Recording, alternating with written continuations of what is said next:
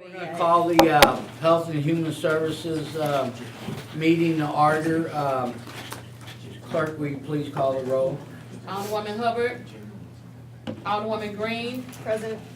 Alderwoman Spencer. Alderman Gunther. Here. Alderwoman Martin. Here. Alderwoman Navarro. Present. Alderwoman Middlebrook. Present. Alderwoman Rice. Present. Chairman Ornowitz. Here. You have 7 present. Thank you. Having a quorum.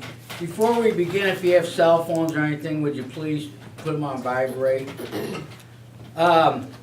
We've invited people from the health department down here and want to try and get an update on the homeless situation with the shelters and things. So, Alana, would you please, you want to come up and introduce? Sure. Here we have a new person in charge.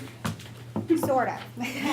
Hi, my name's Irene Augustin, and I'm the Director of Human Services. And the person, so I just wanted to introduce you, and this is her second day on the job. So this is the Chief Program Manager for the Homeless Services Division. So this is one of the 5 divisions that I oversee with Human Services. And then Health is run by Interim Director Janine Arraghi in that, but we work very, very closely with her. So she's getting the lay of the land with everything and learning. She comes in from Kansas City, has a lot of experience working with the continuum of care, with coordinated entry, and working with HUD funds. So she definitely is an asset to our community, and I welcome her to all of this. What I'm going to provide is just a brief overview of the winter plan. As we have done for the last 3 years, we've worked with St. Louis Winter Outreach on ensuring that people find access to shelters. In doing so, I think last year there were some other shelters that came about in this process, and throughout the summer we've been working closely with them to work and figure out what that plan is to ensure that people during inclement weather during the winter time find their way to an overflow shelter or into a regular bed in the system. So it really has, we've had since last winter numerous meetings with St. Louis Winter Outreach, with St. Peter's AME, with Destiny Church, and all the folks that were a part of that to devise the winter plan for this year. Winter hit us a lot earlier than it did last year. I remember last year winter hit around the end of December. And so as we're coming up with these plans and it evolves with Human Services, it's not something that you're just going to have a standard and that's the way it's going to go. We also have to be very flexible and be able to be solution focused and trying to get people into shelters within the system. So for the last 2 nights, St. Louis Winter Outreach has been in operation. 2 of the shelters were walk-up shelters, and so we messaged with the St. Louis Housing Helpline, with our COC providers and St. Patrick's Center that runs the coordinated entry system to let them know that if anyone's in need of shelter, to either walk up to the St. Louis Winter Outreach shelters that were operating that night. There is also, we had a location for transport, so anyone that did need the transport could either go to those shelters through the transport, and then St. Louis Winter Outreach also had their outreachers and the police department also, if there's anyone in need of shelter, to access the shelter for that night. Monday night, there were about 118 people that found their way to the overflow shelters. This is in addition to the already 518 beds that we have on a regular basis in our system for people that are experiencing homelessness. But when it comes to the wintertime, the important thing is to get them to safety or get them the medical attention that they need. Also, the St. Louis Police Department has been working in partnership with us. When we do the winter outreach nights, they tell all police officers to direct to one of the homeless liaison officers that will direct them easily to the shelters if needed. And then if any outreachers also have issues with an individual, like they need medical attention, we're working with the police department to make sure that that happens as quickly as possible. Do you have a question? Yeah. So, so like the St. Louis Fire Department, they have a bus. And I thought in the past we have used them during the winter times, where people could get on the bus and stay warm until they were able to find a place that they could go to. Do we still utilize the fire So department that that's way? so prior to this year, that's when all the temporary shelters were in existence and we needed to get folks where they needed to go. Because we have the regular shelter beds in place, this is for really people that are on the streets and need shelter, or maybe for some reason, and we've seen this happen, sometimes people get kicked out of their home, have nowhere else to go. It's really triaging in those situations. So, we're trying to hit it from people calling in during the day, either through the helpline or going to St. Patrick's Center. If someone needs a shelter and for some reason they can't get into a regular bed for that night, we're trying to get them either to one of the overflow shelters. I'm also working with all the providers to do strong, what we call diversion. So if someone needs to be with a family member, or there was some discourse there and we can get them in a family member, that's much better than staying in a shelter for the night. What do you anticipate are right now, so how many shelters do we have working with the city that, we can send people to? So we work both with, we work with the county as well.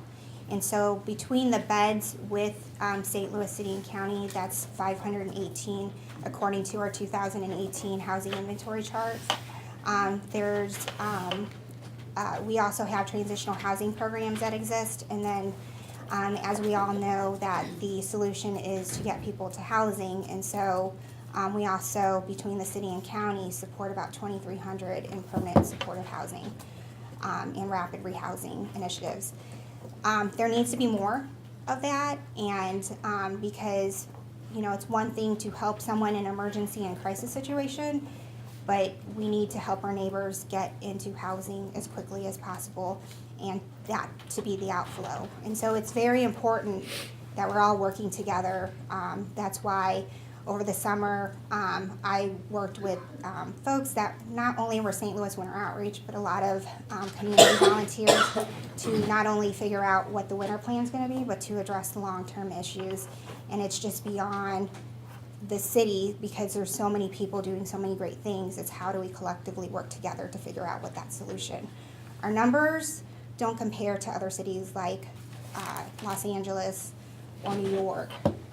We just have to be very conscious of what our own resources are and how do we figure out how to make that connection as quickly as possible into housing. So it does take a whole community to work on this, and so that's why the conversations we've had with these volunteer groups have been very important, and our city cannot do this without the volunteers that work to help to do this.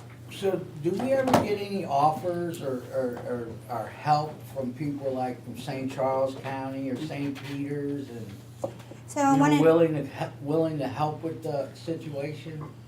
So one of the initiatives that came out of the city, but in partnership with the rest of our region. So our St. Louis region have 6 continuum of care. So that means HUD provides funding to 6 different areas, which if you're experiencing homelessness, you don't care where you're going to go. You just care that you're going to get the help that you need. And so over the last 2 years, through funds from RCO Continuum of Care Planning Grant, we've worked to bring those other partners to the table.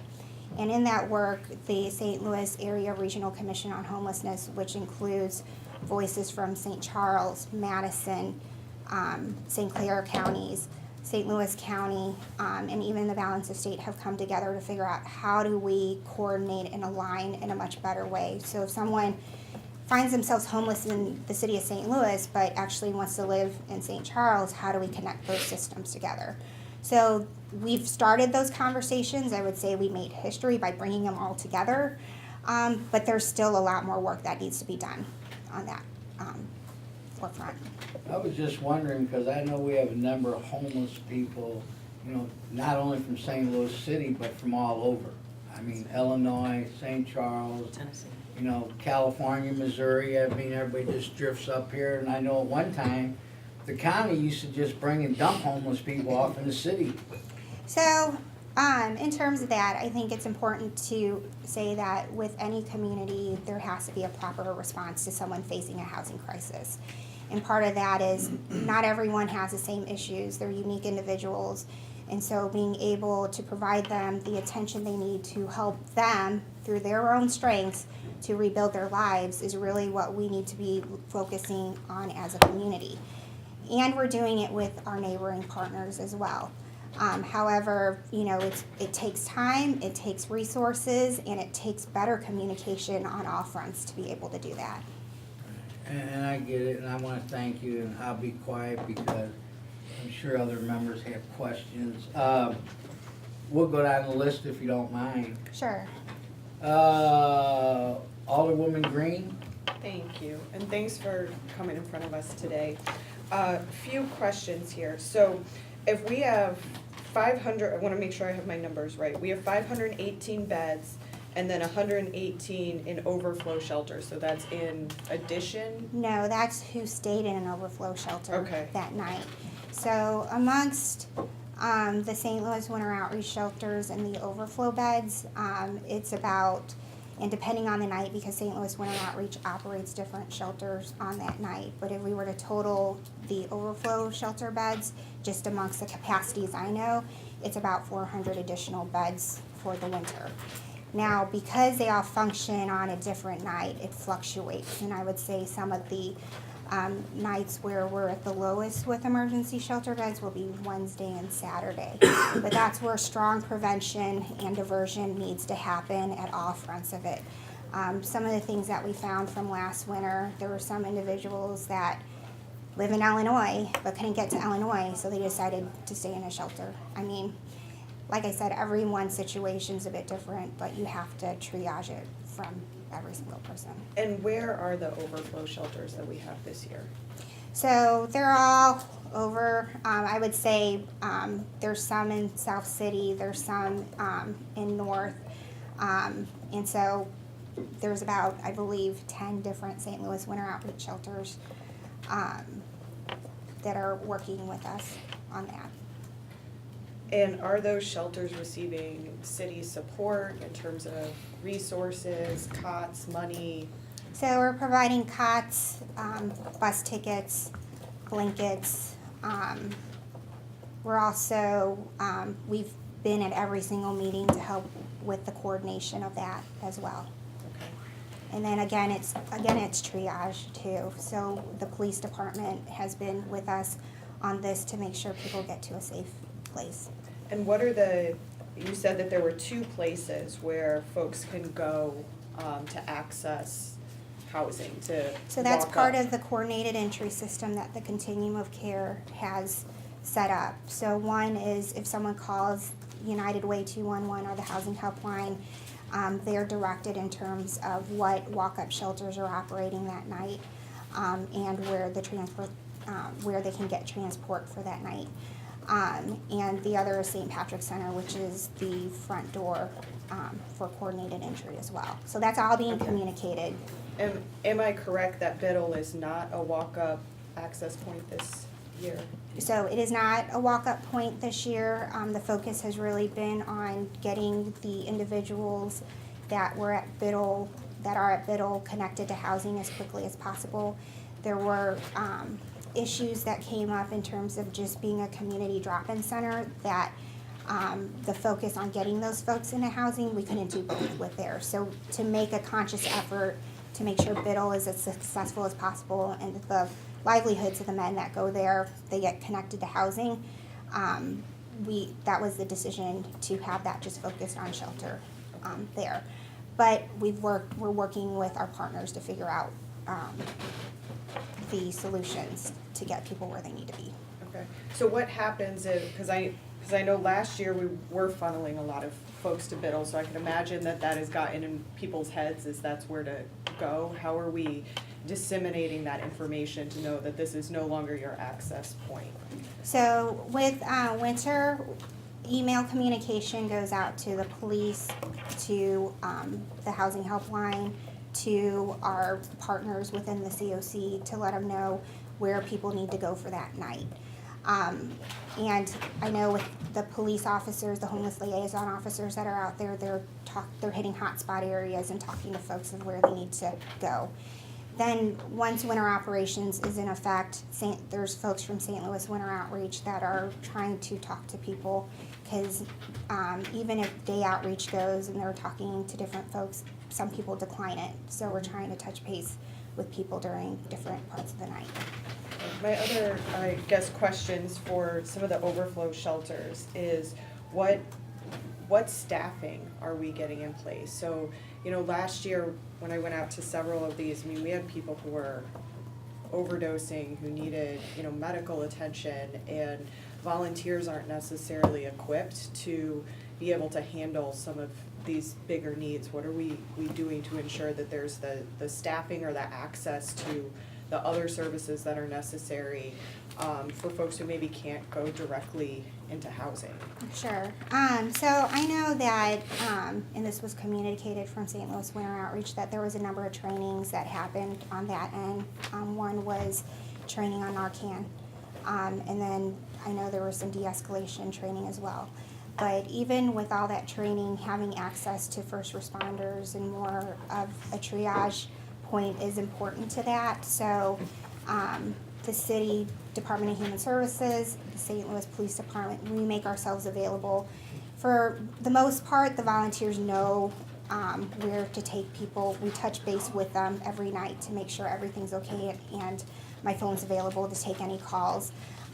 But there's been a number of trainings that have happened on that front as well. And then part of this is working with the continuum of care to make sure that they work with providers to ensure that people that find themselves at an emergency shelter actually get the help that they need.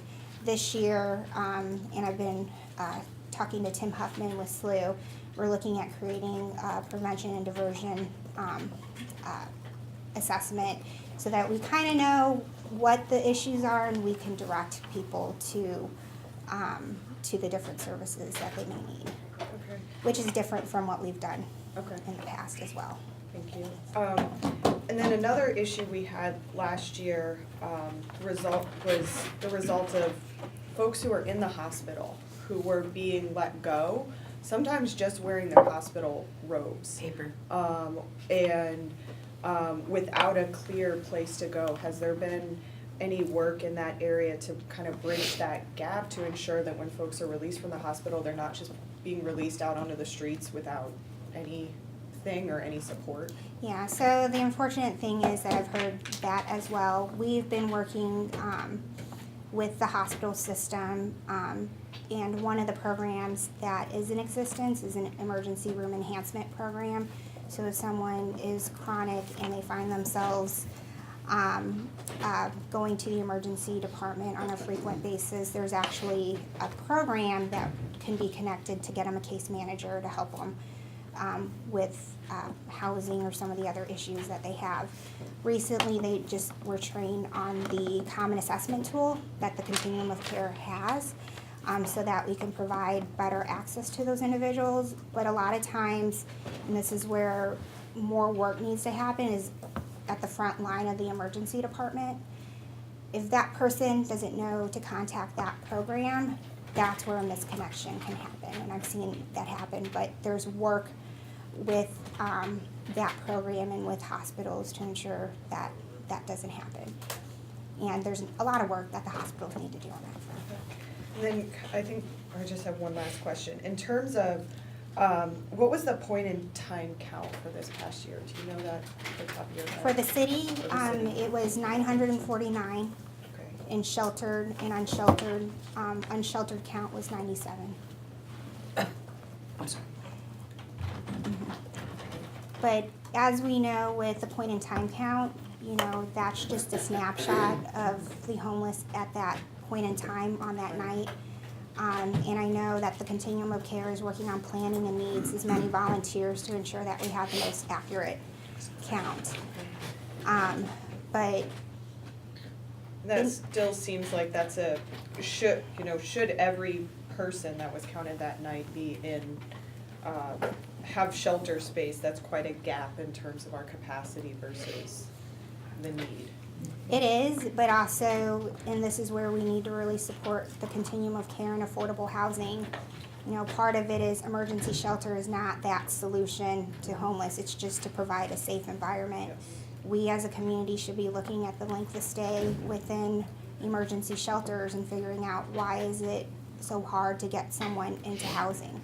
I can tell you anecdotally what some of those issues are, but we as a community really need to figure out with affordable housing, how do we make those connections better? And, you know, the reality is someone living on the street for a long, long time, you may think they're not costing our community anything, but they're costing our community a lot. So we need, you know, to help people and to have the best city we can, that means how do we work together to get those individuals into housing.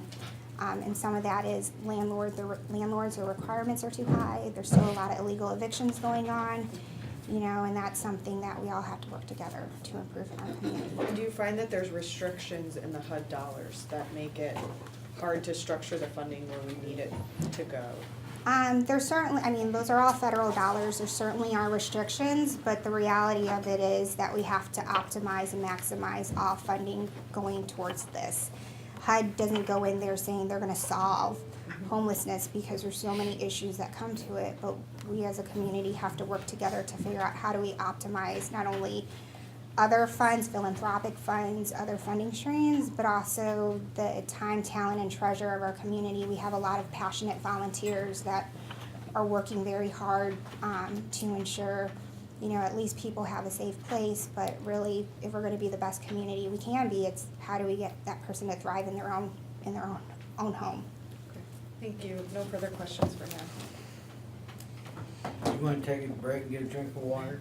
You can also sit. Yeah, You don't Yeah. have to stand. Do you want some coffee? can I get a glass of water? Sure. Sorry, I get. There's a We little, have a lot of. there's a sink there, Irene. Yeah. Okay. No, I We get. don't have water anymore. It's winter time and it's dry. Used to. Would it be helpful remember they were to supposed have to the make new, donations to like have have both of them up here at the She same can sit time? up here.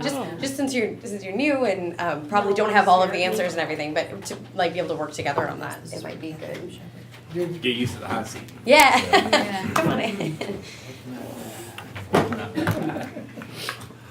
All right, so Alderwoman Spencer. Thank you, Mr. Chairman. Thank you for being here today. I'm sorry I didn't meet you earlier. Your name was? Amy Bickford. Great. I know you have an impossible job, really, to do. And so thank you for coming before us and helping us better understand what we do offer and where the gaps are. The point of count, I want to start with like the scope of the problem, the scope of the issue that we have here in the city. The point of count you mentioned was 949. Do you believe, as far as accuracy goes, that we're clearly going to miss people when we're going out county? What do you think the real number of unhoused people is in the city? Do you have any idea? I mean, I know it's probably an impossible question to really ask, but can you give us an idea of what the real scope is? I would say within the city, because the other things you have to take into account that a lot of people that find themselves in the city aren't from the city. Because the reality is, what is our population? 330,000. The rest of the region obviously is much bigger, but they know that they can receive services here. And I would say point in time is probably the best to get a concrete number, but really where our community needs to look at, and part of the work that we've done is with Built for Zero, is to be able to use the data in a much better way that will inform us, is really inflow, who's actively homeless, and outflow. We have to get better at those data elements when it comes down to it. And so, I mean, it could fluctuate because some people self-resolve their issues, and then some people, you know, so it's a very kind of fluid number. But would you guess that it's 20% more than that count, or 50% more, or kind of what do you have any estimations on what, we're looking at as far as just a sheer volume of unhoused people? I would say, I mean, it could fluctuate between 10 and 20% of that Okay. number. However, what we need to be more interested in is really how do we get people connected to the appropriate services where they're able to thrive in their own home. And the reality, especially with the shelters that came into the fold last winter, the reality is that there's parts of our city that aren't getting the services that they need. And, I'm trying to figure out not only how to work with people in a housing crisis, but how do we better provide services so we can prevent anyone from having to find themselves in a shelter or to access those services. And it's daunting, in all honesty. It's a big task to do. But I would say, yeah, I typically hold true to the point in time just because that's really our measure until we can get the continuum of care much better with the data to figure out the inflow, active, and outflow. So would you say that the best practices for having shelter, especially in really, really cold nights for this interim, speaking of the winter here, the immediate need, should we have as many beds as we have unhoused people? Is that kind of a best practices? Or are there people that is there a percentage of people that are just never gonna come in and seek shelter even on the coldest nights?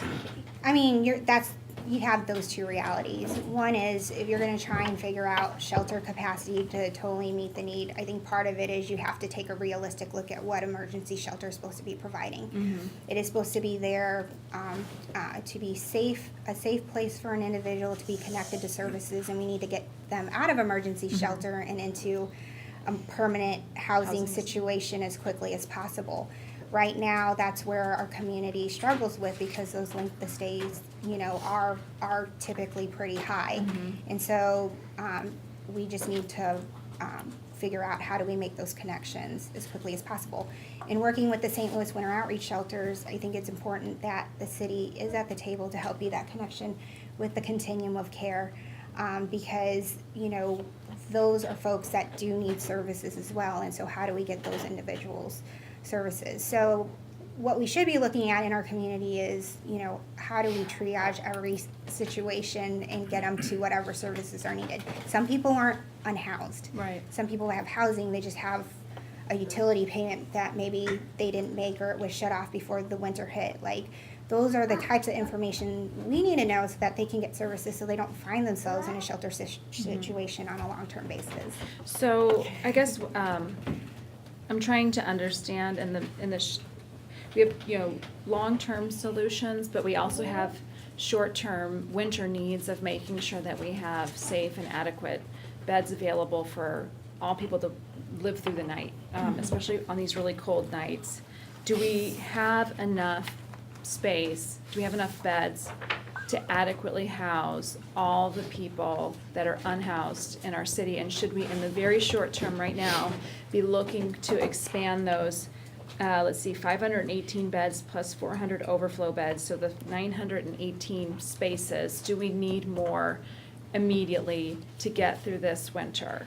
So in terms of the shelter beds being provided by Winter Outreach, I would say especially since they haven't been filled and because we're trying to triage, I mean, part of it is, I would say with St. Louis, with working with our partners with St. Louis Winter Outreach and the faith communities, that there are beds available to get someone out of the winter time.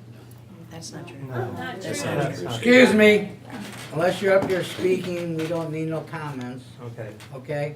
So at this You're home point, later. part of it is you can't force someone off the street and into a shelter situation, and I know Outreach is going out there. For the last 2 nights with Calvary, and not all the St. Louis Winter Outreach beds are online as of yet, it hasn't been to the point where anyone was told no for in a St. Louis Winter Outreach shelter bed. I have their information right here. I talked to them this morning. Okay. Last night they had 160. Excuse me, if you wanna talk, there's a list if you wanna sign up. I'll be happy to do You that. can talk. Where the list at? We have a list. We don't What list have you one, talking but about? we can make one. Yeah, but don't bring up no list, we ain't got it right now. So part of this is, and that's where the communication is important, because we've told the shelters, if you get to that point, we need to discuss, and that's why the communication with our volunteer partners is important. That wasn't communicated to me at all last night, and if that were the case, then I would have provided other information, so, about that. But, you know, we're triaging every single situation here.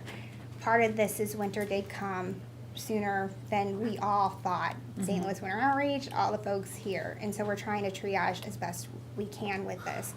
Starting December 1st, and even with St. Louis County, there are gonna be beds available throughout the winter time.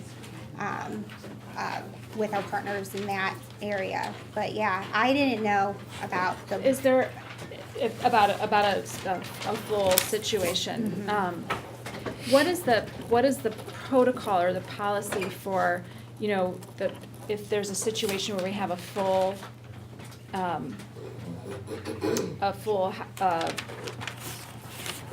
shelter,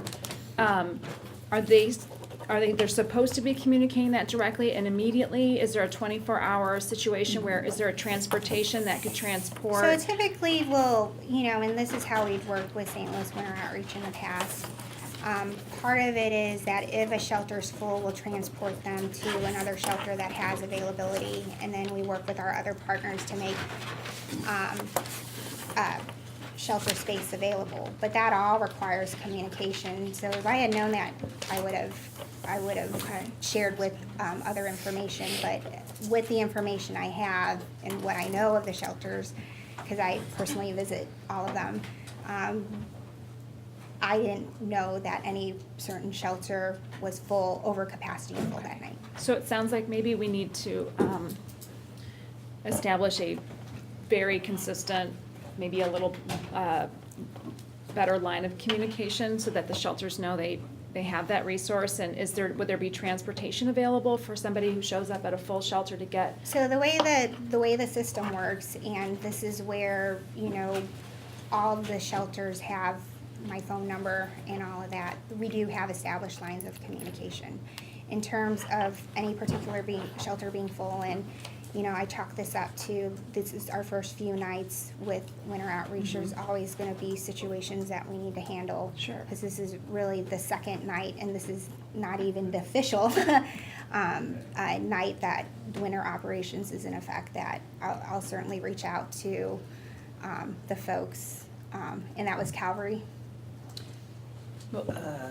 Yeah, so I'll reach out to them offline, so, to do that, so. Yeah, I mean, I have to commend you, Irene. I mean, every time I've called you in the middle of the night or on the weekends, or, I mean, there's been several times I've communicated with you on a very acute need, and you have always been exceptionally responsive, even at 2 a.m. And so even if there's not an option available, I have that communication, which is really helpful. So I know that the willingness to communicate from your end does exist. I've experienced it, I'm grateful for it. But on the other side, I do know that there are several instances where we haven't been able to get somebody shelter, specifically non-male populations, you know, women, men with children, transgender folks, and folks that don't fit a traditional homeless profile.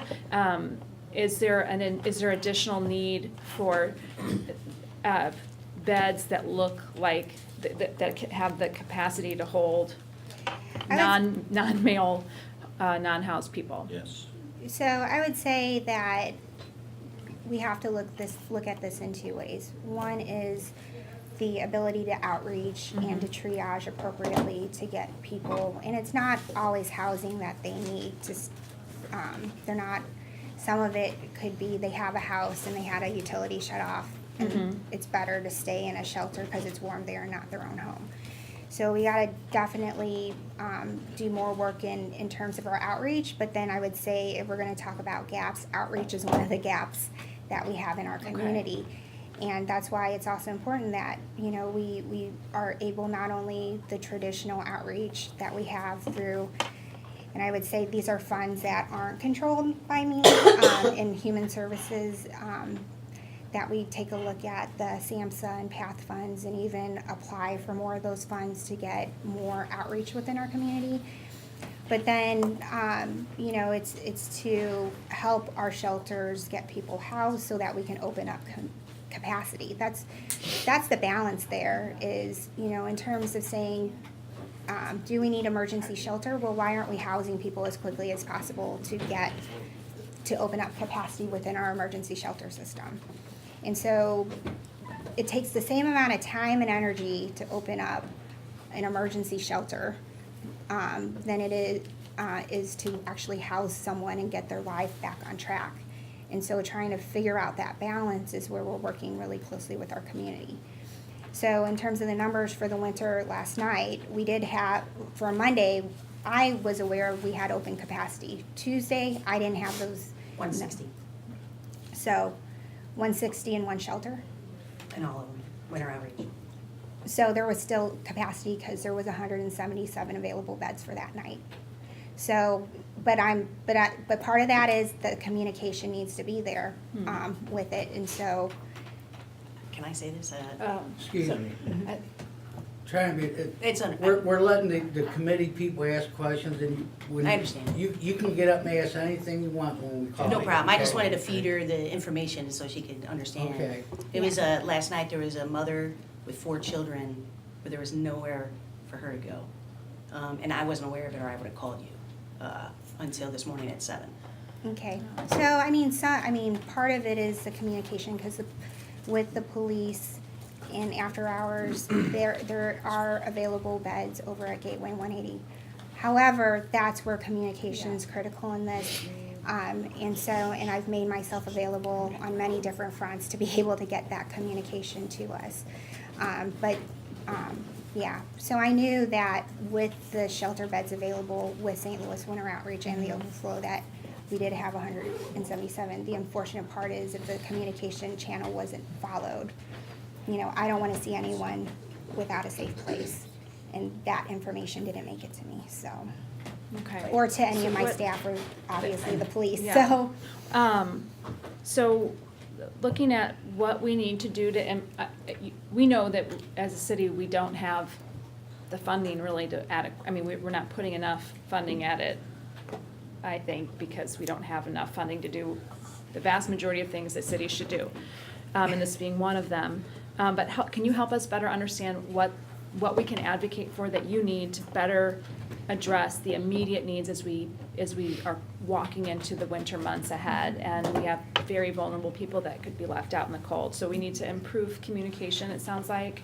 From your perspective right now, we have enough beds, but There will be more beds come December 1 to access, but Okay. again, that lends to the communication amongst all of us to ensure that if someone needs a bed, and from the human services side, I have staff that will be the lead point person for those for those times that we call winter operations, and that the St. Louis Winter Outreach beds will open. And then do we have enough space for women and children and transgender and non-traditional, or non-male, unhoused people? I would say that with our partnership with Winter Overflow, but on a regular basis, that, we really need to look at those the various populations and have that conversation with the continuum of care.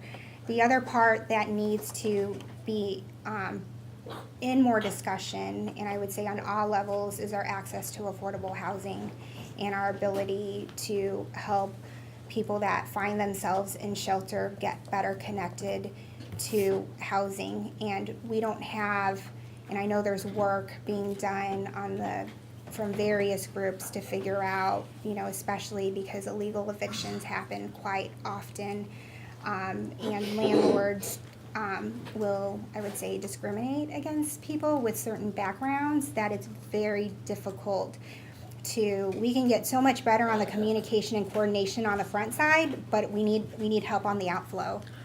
What can we do as a city to better, to better prevent illegal evictions? Are you seeing a pattern or seeing specific things that we can prevent? Or is this just from your perspective? I would say in some of the strategies from other communities, one of them is to create a landlord incentive fund. But basically, it's a fund which would help landlords get their properties up to habitability standards. If someone wants to access those funds, they have to follow a set of protocol to be able to do it. So one could be don't illegally evict someone, but a lot of communities have that. It also can be used as a mitigation fund. So if someone works with an agency that has permanent supportive housing vouchers or something like that, that they can, we would have a flow of landlords and folks that permanent supportive housing and rapid rehousing programs could utilize. That will help level the playing field when it comes to better engaging landlords. But that's just one strategy that I've seen in other cities that they've used. But that's the conversation that we have to have with our housing communities. There's a lot of work that the Continuum of Care is doing to try and improve and make improvements by practicing housing first and doing the best practices for coordinated entry. But the reality is their work is only as good as their ability to outflow to housing opportunities there. You mentioned earlier sort of a lack of resources in various communities. Is there a sort of a overview of that, what that looks like and how we can systematically go about attracting and getting the resources in the communities that are lacking, so we can identify that, hey, in these neighborhoods we don't have access to mental health, we don't have access to, whatever those things look like. I think we have to just make a more conscious effort. I mean, the reality is, and I'm one of the few people that will probably go, visit some of the agencies up in North City. But the reality is, like, you just talk to people there, they're very traumatized in certain parts of the community that, it's incumbent of all of us to figure out, what other services those communities need. I don't have there's that, but there's not. Yeah. I mean, I think that would be really, I know wouldn't fall under your responsibility, but I think it's something we as a city should be looking to do, to, identify what's missing, where it's missing, and then go and, drive development or drive resources to where they're most needed. I mean, it is in my purview because, people are reaching out because they have certain needs. Sure. However, I know it's just not my department that needs to be involved in this. Okay. There needs to be, the reality is, and I've seen it firsthand, and that's why in North City, those shelters came about, was because there was a lot of need within that community. Overnight shelter was just one of them, but, they're going there every day looking for help. And so, we just have to have a more comprehensive approach when it comes to that. I don't know if you guys care to hear this. Can I interject one thing? In Kansas City, where I come from, we were just getting ready to start a gaps and needs analysis. We contracted with 2 universities to get social work and, not social work, but graduate students that are working on their research practicums to do the research. And so they were going out to communities, determining all the services that are already there and mapping it, and then mapping on top all of the calls coming in to our coordinated entry system. And it will be able to kind of show, like, if you're having a ton of calls from this one zip code for mental health, and there's like absolutely no mental health there. Like, you can see the two mapped out together on a map, and that might be something that the city might be interested in partnering with a bunch of people to kind of do. It's very helpful to figure out where you need services and maybe even where you have too many services. I mean, like, we found out that we had way too much, or we think we have too much in one area. And so we're gonna get some of those services to start having outreach areas in different places. I think that's a phenomenal idea. If there's anything, if we can help you advocate for something like that here in St. Louis to bring some, to not reinvent the wheel, but take what Kansas City is doing and bring that here so that we can benefit from that sort of analysis, I think that would be very helpful. My last question is just about funding.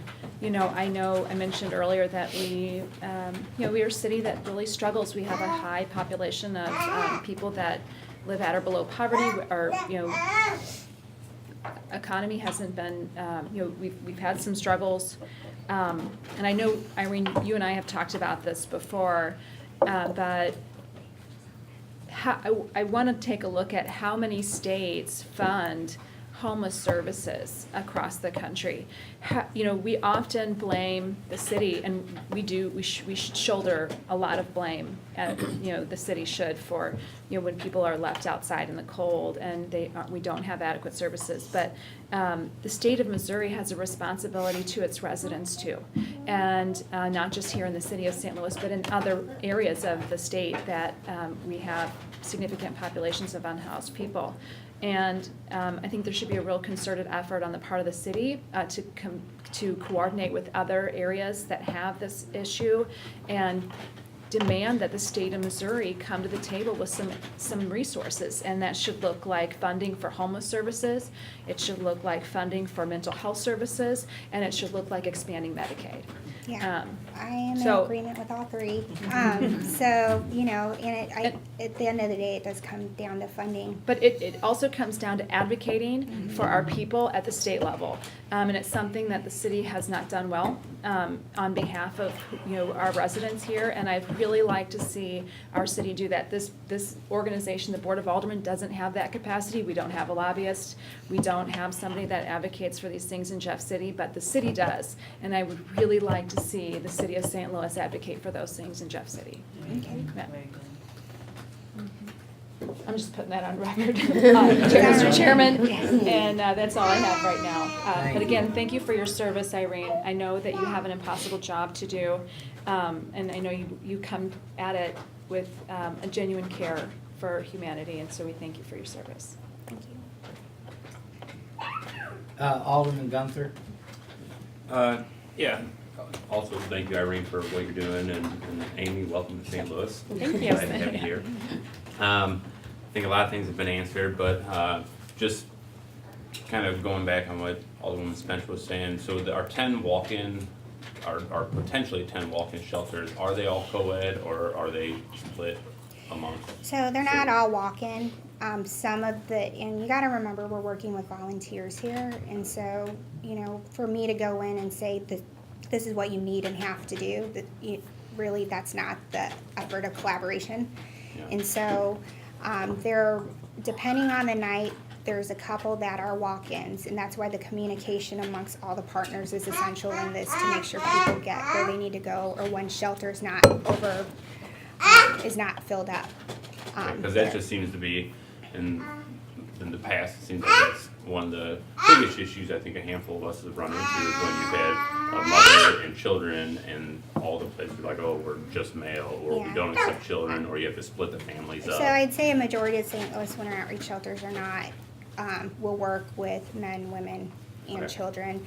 There are a few that will just work with men, but that's where communication needs to happen, so that if there is a family that shows up, we make sure they get to one of the shelters that can best respond to their needs. Okay. And most of the volunteer organizations that you are working with, the central communication is through your office or through Winter Outreach or through the 211? What is the central communication? So central communication is in partnership with the St. Louis Winter Outreach. They mobilize their shelters and their volunteers. However, we communicate with their lead team to make sure that we're on the same page with that. So I'll communicate once we know they're going to be in winter operations. I communicate to the housing helpline, to police, to our COC members, and then St. Louis Winter Outreach works to mobilize their volunteers when they go out for that night, transport, and sheltering. And then kind of going on, Chairman Arnowitz briefly mentioned the fire department having a bus, but I think last year we had talked about possibly working with like Metro on just like warming stations where for people that like don't want to go into housing, they want to be on the street, but do we have anything in place for just warming stations? I mean, opening up City Hall or the library or the courthouse or So for there the is, Metro bus? for in the daytime, United Way creates a warming center guide that is shared with all our partner agencies in terms of for the people that are unsheltered and on the street. And part of this is various people are talking to them about getting into shelter. Some just don't want to. We make sure that if we know where those hotspot areas are from the outreach team, we make sure that we're communicating with police to check in on them and if they want to go into shelter at that time. We are looking at warming buses, but there's more that's information forthcoming on there. Yeah, because I mean, hotspots are from right here. There's right at Enterprise Center. There's the heat grate, and there's about 20 people there every night. And right across the street at the park, there's at least 97 people over there from your count. So Yeah. if we could put just a bus out just to have a warming spot. It could be, and part of it is, and I know because the other night with the folks over at Enterprise on the gate, multiple people have engaged and tried to get them into shelter. From police to day outreach to night outreach, they still reject it. So, and that's just the reality of it. But, and that's the other thing, if you're going to advocate for more for substance abuse treatment there and issues pertaining to that, I would say that's one of the needs that our community needs. Yeah, and it does seem like as the grade gets more and more populated, then Enterprise or the facility management will put a rope around it and prevent people from being on it. So then Yeah, that doesn't really prevent it. So Yeah. part of it is just the active engagement and encouragement of getting into services. But I would say, and I've talked to a few outreachers, that there's been multiple declines for services. A lot of people are offering them services, so. And then I guess this week I heard that New Life is going to be reopening as a church. Is there a coordination with them for daytime warming, meals, stuff like that? At this, I know that some of their staff have been to some of the winter outreach meetings. There was a bit of a snafu yesterday because someone was giving out wrong information of where things were going to be, but for It the will not most be a part. walk-in shelter from what I read. It's just going to be a church and meals. My understanding is that they would be operating as a church. And so, in terms of that, my hope is if they do participate that they share correct information as we go out, but yeah.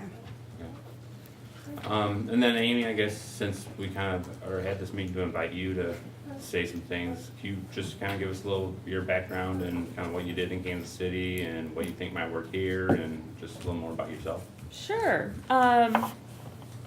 So I've been working in the homeless arena for about 10 years. I started in Wyandotte County, which is Kansas City, Kansas. So Kansas City is a border town, working for the Continuum of Care.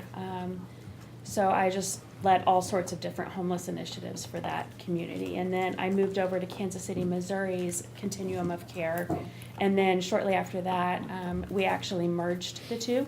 So I've gone through a merger of continuums. So my most recent work has mostly kind of been around coordinated entry. I've done all sorts of things. So I was instrumental, or I don't know, I hate to say that. I was part of a group that brought coordinated entry to Kansas City. And so I did that. I reevaluated and kind of redid our whole program monitoring system in Kansas City, where we go out and we monitor all of our grantees and look at if they're meeting their data points and all of the things that they're supposed to be doing according to their grant contracts. I've been involved with outreach and placement team, monitoring and moving people into housing through the coordinated entry, the priority list, all kinds of stuff. So she I've led brings- trainings, all kinds of, just everything that comes with the coordinated or continuum of care type of work. Okay. And you're only 2 days in, so Yeah. you've got a lot to kind of sift through here, but is there anything in particular that you, just in 2 days, that you say like, oh, here's something that I think is something that we can make major strides on in St. Louis that maybe you did in Kansas City? Is there any example of anything, like just off the top of your head? And again, I know it's only 2 days, but. Yeah. I will say, I don't know fully where all the work to be done is, but what I will say, Kansas City does not have a coordinated winter outreach. And I was super impressed last night when we went out and we were coordinating people getting transport, and we went and we visited several of the shelters, and our church and faith community is so siloed in Kansas City. They don't participate in that way. They don't open up their facilities to outreach, not very many of them. Like, we maybe get an additional 100 beds at winter time. So just from my perspective, that's incredible. That's already, even though there's some snafus and some hiccups and some communication to work out, it's pretty amazing that you have a lot of people at the table working that way. That's my 2 cents in 2 days. Thank you. Mm-hmm. Okay, I think that's all. I'll let the rest of people speak. And I think when some of the people in the community get to talk, you grab a pen and notebook, and figure out where some of the gaps are. Totally. Can't wait to get my feet on the ground and help out. All right, thank you. Mm-hmm. Alderwoman Martin? Thank you, Mr. Chairman.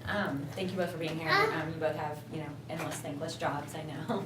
So, I really, Alderwoman Green and Alderwoman Spencer asked a lot of my questions, but I guess I'll piggyback a little bit on them. And then also, Amy, you said, I was wondering kind of where we are with data, as far as being able to collect data. I know we're collecting more just with the opioid crisis, or we will be with a grant, and I know all this connects. So you did say that you've got different graduate students working on that, and I just think that's really important. And I definitely think we at the board could do a better job in really, working on whether it's some funding or just also just encouraging data collection. Then also, is there any, a lot of, I know homeless folks, especially, in my ward, go into vacant buildings, and I didn't know if there's any, and it's dangerous for the unhoused, it's dangerous for neighbors, and it's dangerous for firefighters as well. Is there any connection with, or any sort of talk with the Vacancy Collaborative on that as far as data goes, do you know?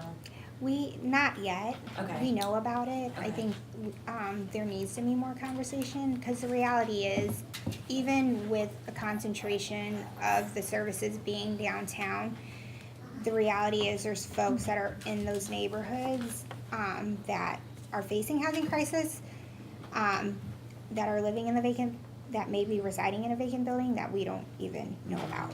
And so,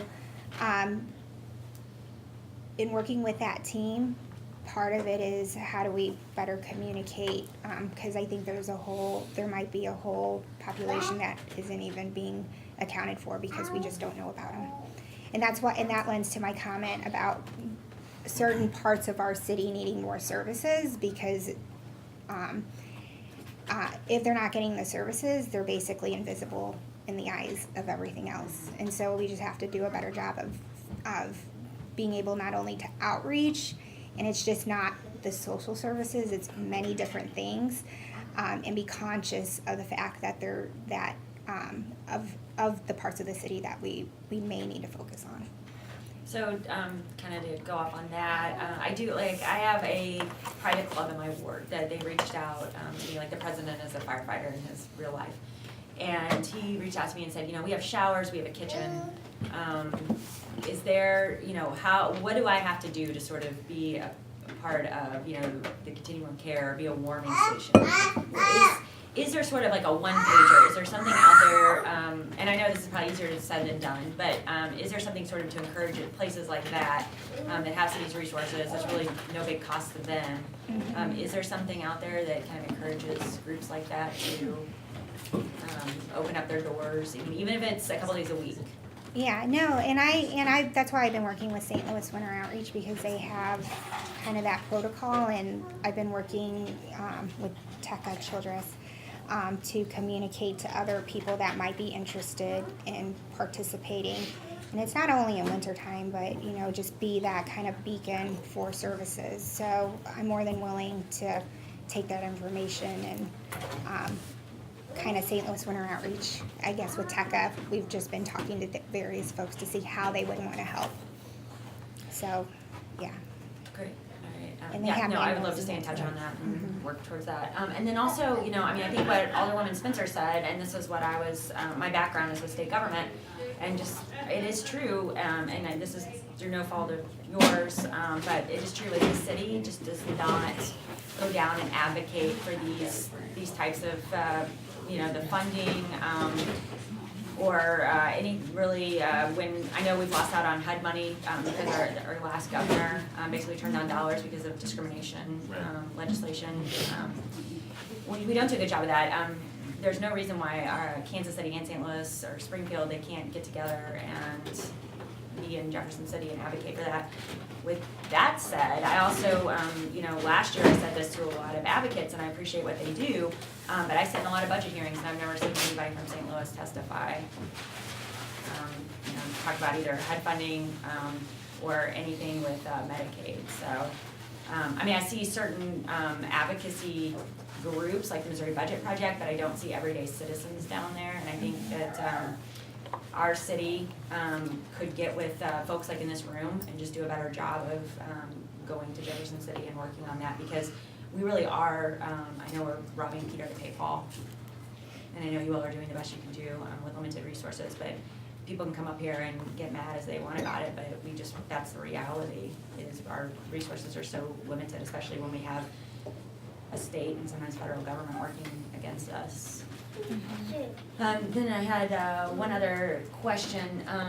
You know, as far as the drug and alcohol treatment goes, like I know, for instance, a constituent of mine called me and said, there's a guy, a paraplegic, he's in a wheelchair, he's on South Grand, he's drunk. I called the police showed up, they called for an ambulance and then just left the guy in the middle of the road. I mean, is there more training available for, you know, law enforcement officers? Do you have any impact on that, on saying like, hey, we've seen this or we witnessed this, or they don't know where to send folks, whether it's drug and alcohol treatment or whatever the situation is, or whatever is to be determined? Is there any sort of collaboration there? If I'm looking at it citywide, I mean, that's part of the role of the Fuse Fellows too, and I know what they're going to be doing, and they're going to start some process mapping kind of with that, and I know I'm involved in that, but you know, part of it is certainly a lack of training and a lack of resources, but I know that I'm trying to work, at least with the folks that I have partnered with certain police officers to figure out how to make improvements. One of the projects we're working on is a Cops and Clinicians program starting in District 6 to work to try and pilot that, where police would help and work with a social worker or clinician to provide follow-up services to people.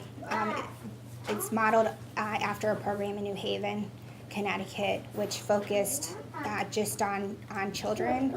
However, the reality, and this is why I keep saying that certain parts of the city, I mean, there's a lot of trauma in our community, and if they have no access to any kind of resource, their issues become worse and worse and worse. And so it takes, you know, working with police is sometimes the first interaction, unfortunately, that they have, but that doesn't mean they shouldn't have the tools to be able to refer to appropriate service. But again, we're looking at the outflow of it, because, you know, we don't have a lot of resources in terms of mental health and substance abuse. It's like, what is that outflow? So there's even bigger questions and that need to be answered and solutions that need to be found. Well, thank you both very much. Okay, Alderwoman Navarro. Great. Thank you, Mr. Chairman, and thank you again, Irene, for being here, and Amy for taking this on. I just also want to echo how grateful I am and how responsive I found you to be, Irene, so thank you. I was just in LA last week and did a tour of some of the housing that they're working on. Obviously, the scope there is very different, and they don't have winter, so it's a different situation. They passed a sales tax recently that is generating millions of dollars for housing. And I know we've talked a little bit about HUD funding and budget issues, but can you just give an overview of where the funding comes from for the winter outreach as well as just our housing efforts in general? So the funding that comes through the Permanent Human Services is mostly HUD funding. And we work with Emergency Solution Grant Funds, which is about 1.4 million, and only 60% of that can go to outreach or shelter, so that's about 830,000. So those are federal restrictions on that. And then recently we just applied for our Continuum of Care funding, which we applied for about 14 million in housing efforts, whether it's permanent supportive housing or rapid rehousing. Part of that is we went for a $1.2 million bonus project for domestic violence coordination and housing efforts to help victims of domestic violence. And then there was another $778,000 in housing bonus project. But with the bonus projects, it's a highly competitive area that we're scored against other communities across the nation. So it really is important, I'm tremendously proud at the fact our Continuum of Care has really taken to coordinated entry and tried to work that. HUD's requiring all communities to do that, but saying you have to do it is different from actually implementing. And part of this is working with all the different providers and different networks to be able to be where we're at. And I would say, because I've been with the city for 3 years, and it's been a tremendous feat for these providers to do the work that they have, but obviously there's a lot of work that still needs to be done. I saw that, I was in California a few weeks ago and saw that on the ballot, and I was like, that's really cool, to see that they would be raising money for that, and those aren't efforts that I've seen in the state at all. And so it's definitely good to kind of take some note from what they're doing in other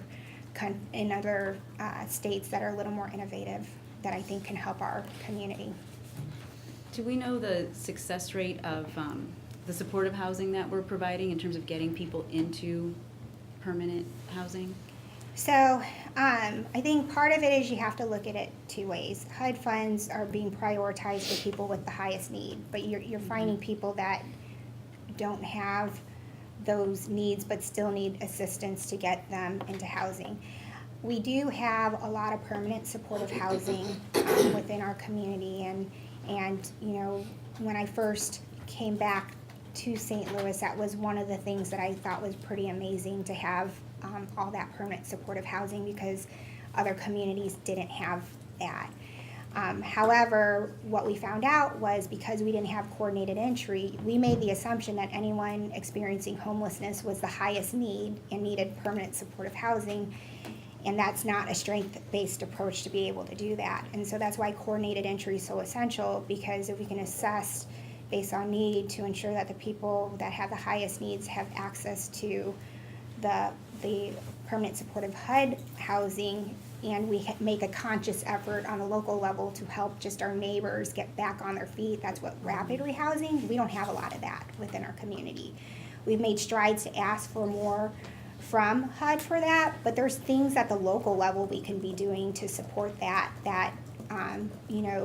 to help with rapid rehousing and to concentrate dollars on that don't have to be associated with the HUD dollars. And so, and I'm certainly, but you know, we have to take a conscious effort as a community to not just rely on the HUD dollars and figure out how to optimize those other dollars to be able to do it. And like Alderwoman Green said, there are restrictions to HUD dollars, but who's to say at a local level we can create those funds so that we fill those gaps that HUD can't address.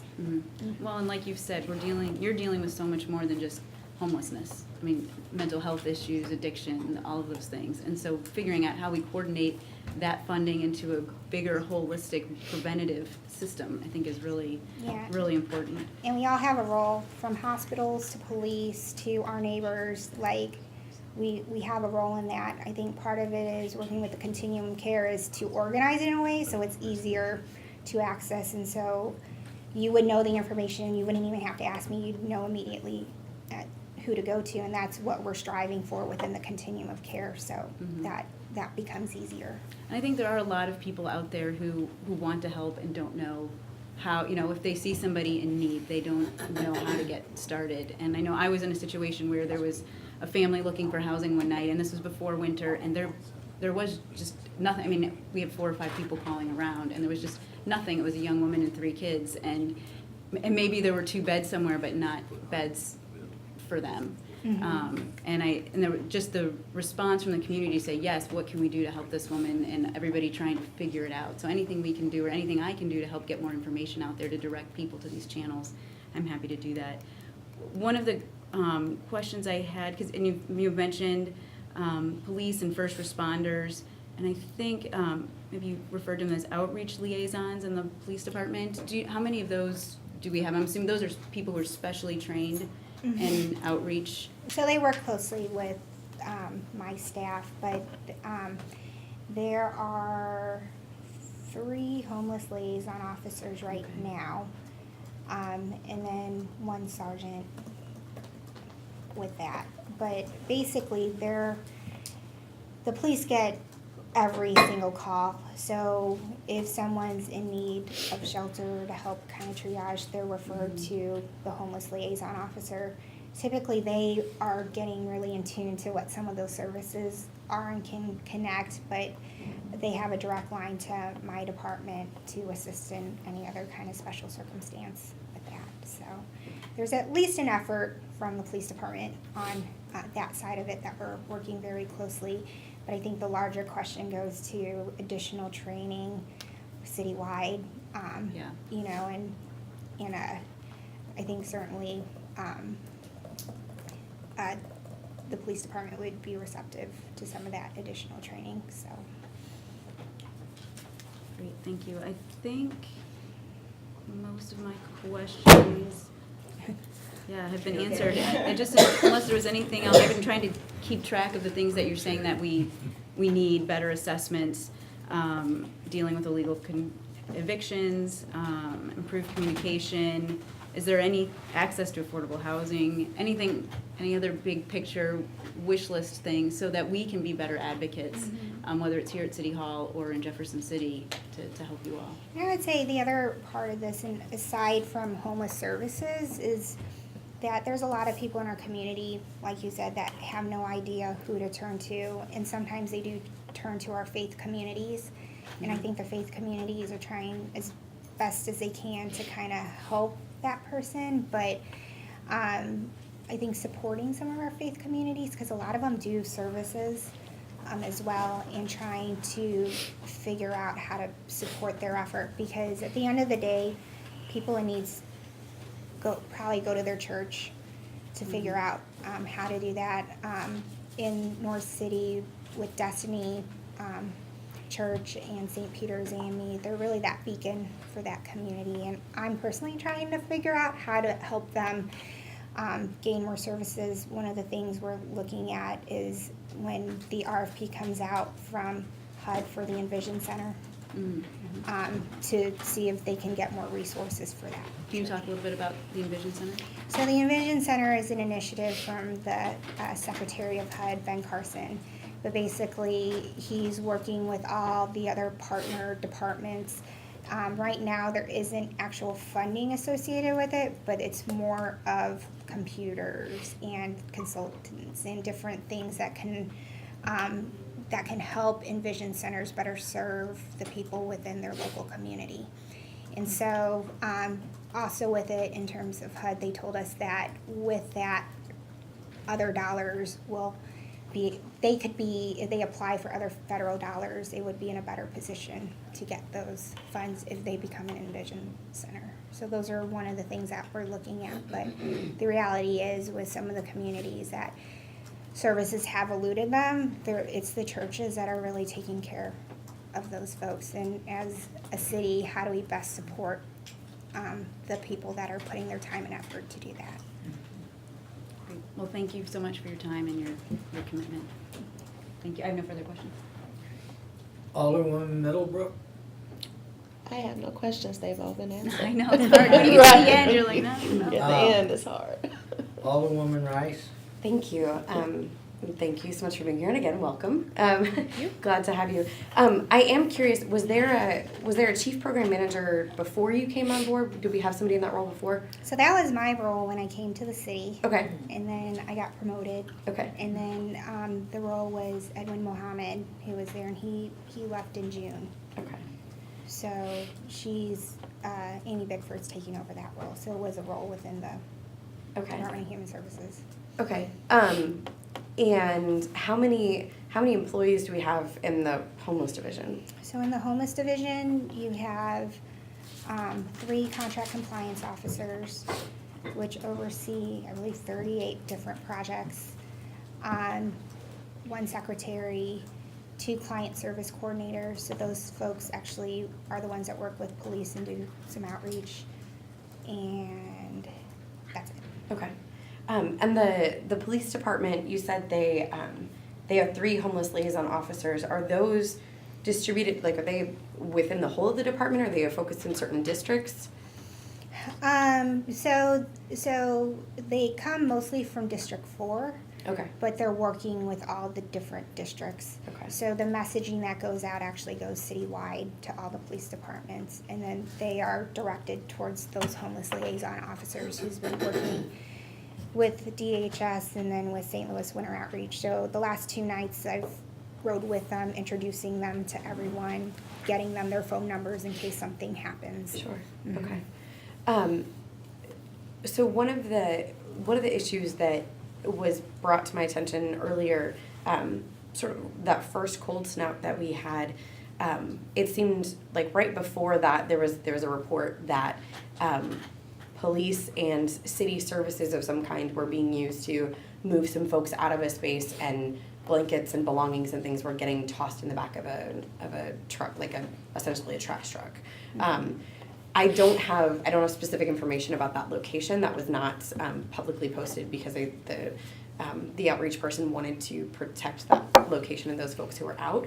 But that, to my knowledge, that's not something that we under I think a settlement from 2004, there was a court case with the city that we're not supposed to be trashing belongings and blankets and that kind of thing. So can you talk a little bit about what that program, like what is that supposed to look like? Mm-hmm. What happens with all of those blankets? Are things getting, like, why would something like that be happening?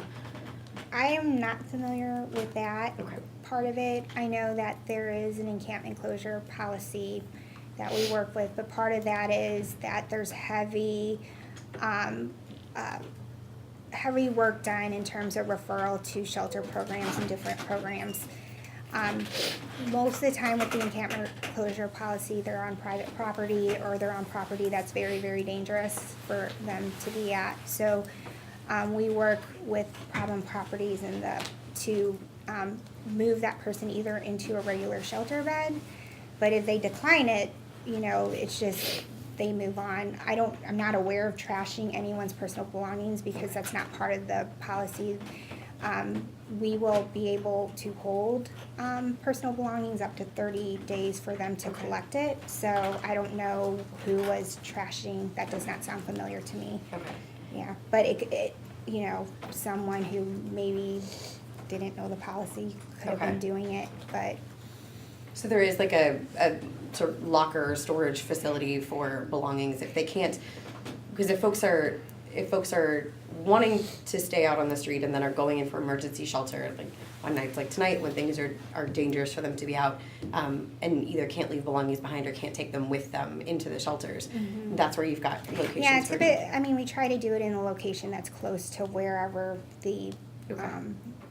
wherever they were residing so that, you know, they can work with us to access those. Okay. But from what you're saying, I don't, Okay. like, that's not part of the policy. Okay. So I don't know who was doing that. Okay.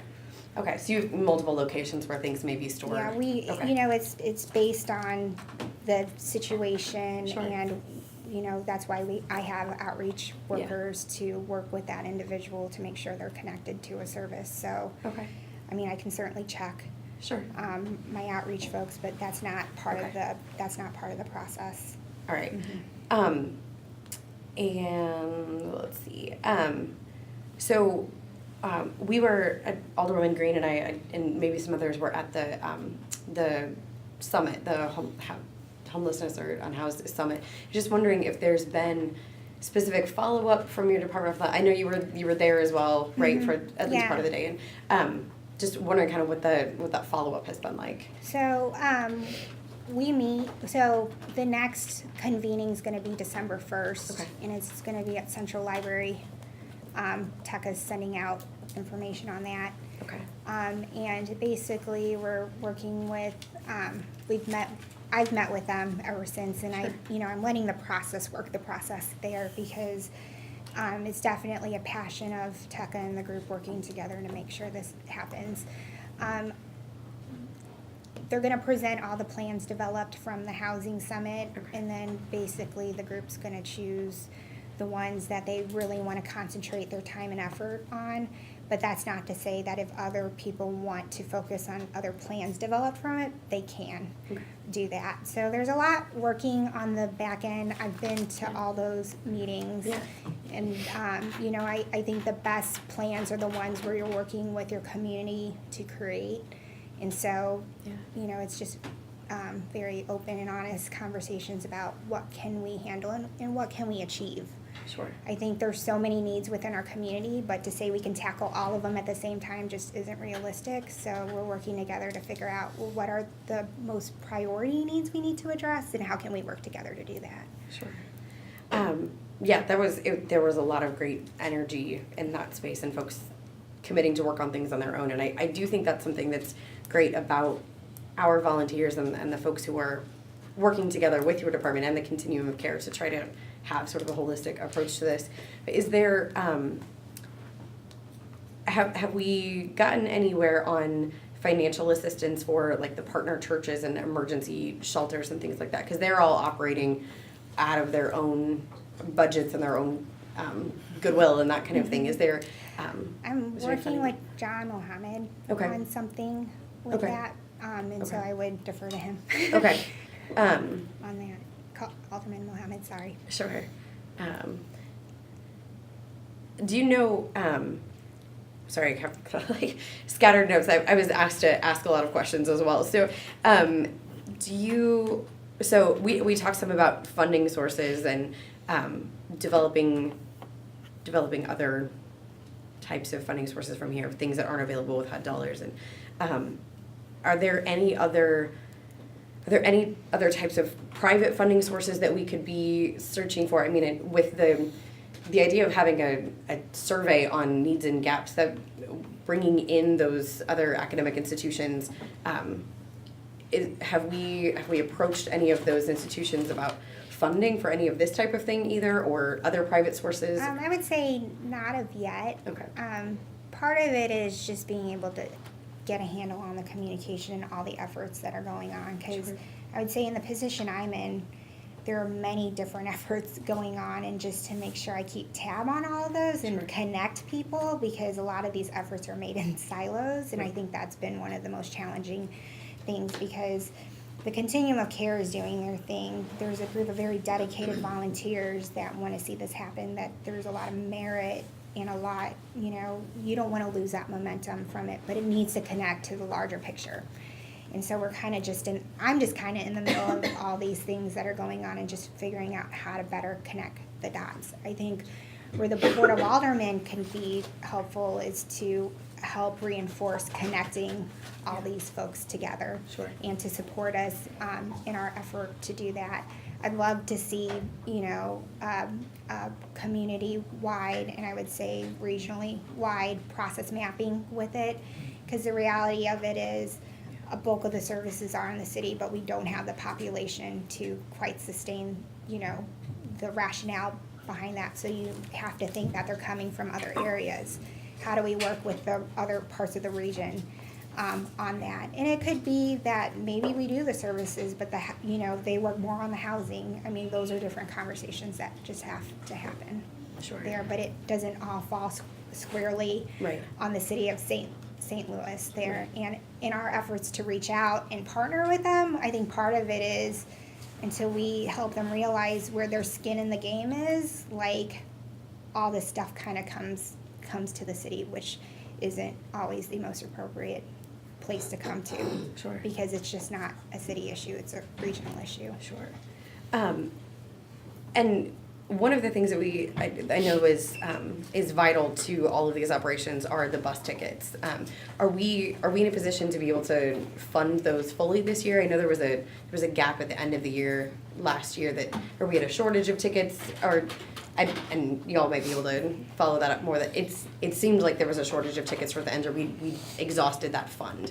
Do we have more funds there available this year? So we're purchasing bus tickets. If you know of a place that will give us more funds for bus tickets, we can certainly do that. But I'm not sure about what happened towards the end of the year, because they would just say we need bus tickets, and so I would get them to them. So I didn't know if there was a shortage. Okay. Of Well, I it. mean, did you exhaust your funds for bus tickets last year? I mean, we spent a lot of money on bus tickets. Part of it was, I think, the coordination issues, because I know St. Louis Winter Outreach was trying to help Destiny and St. Peter's, but weren't totally following the same kind of protocol.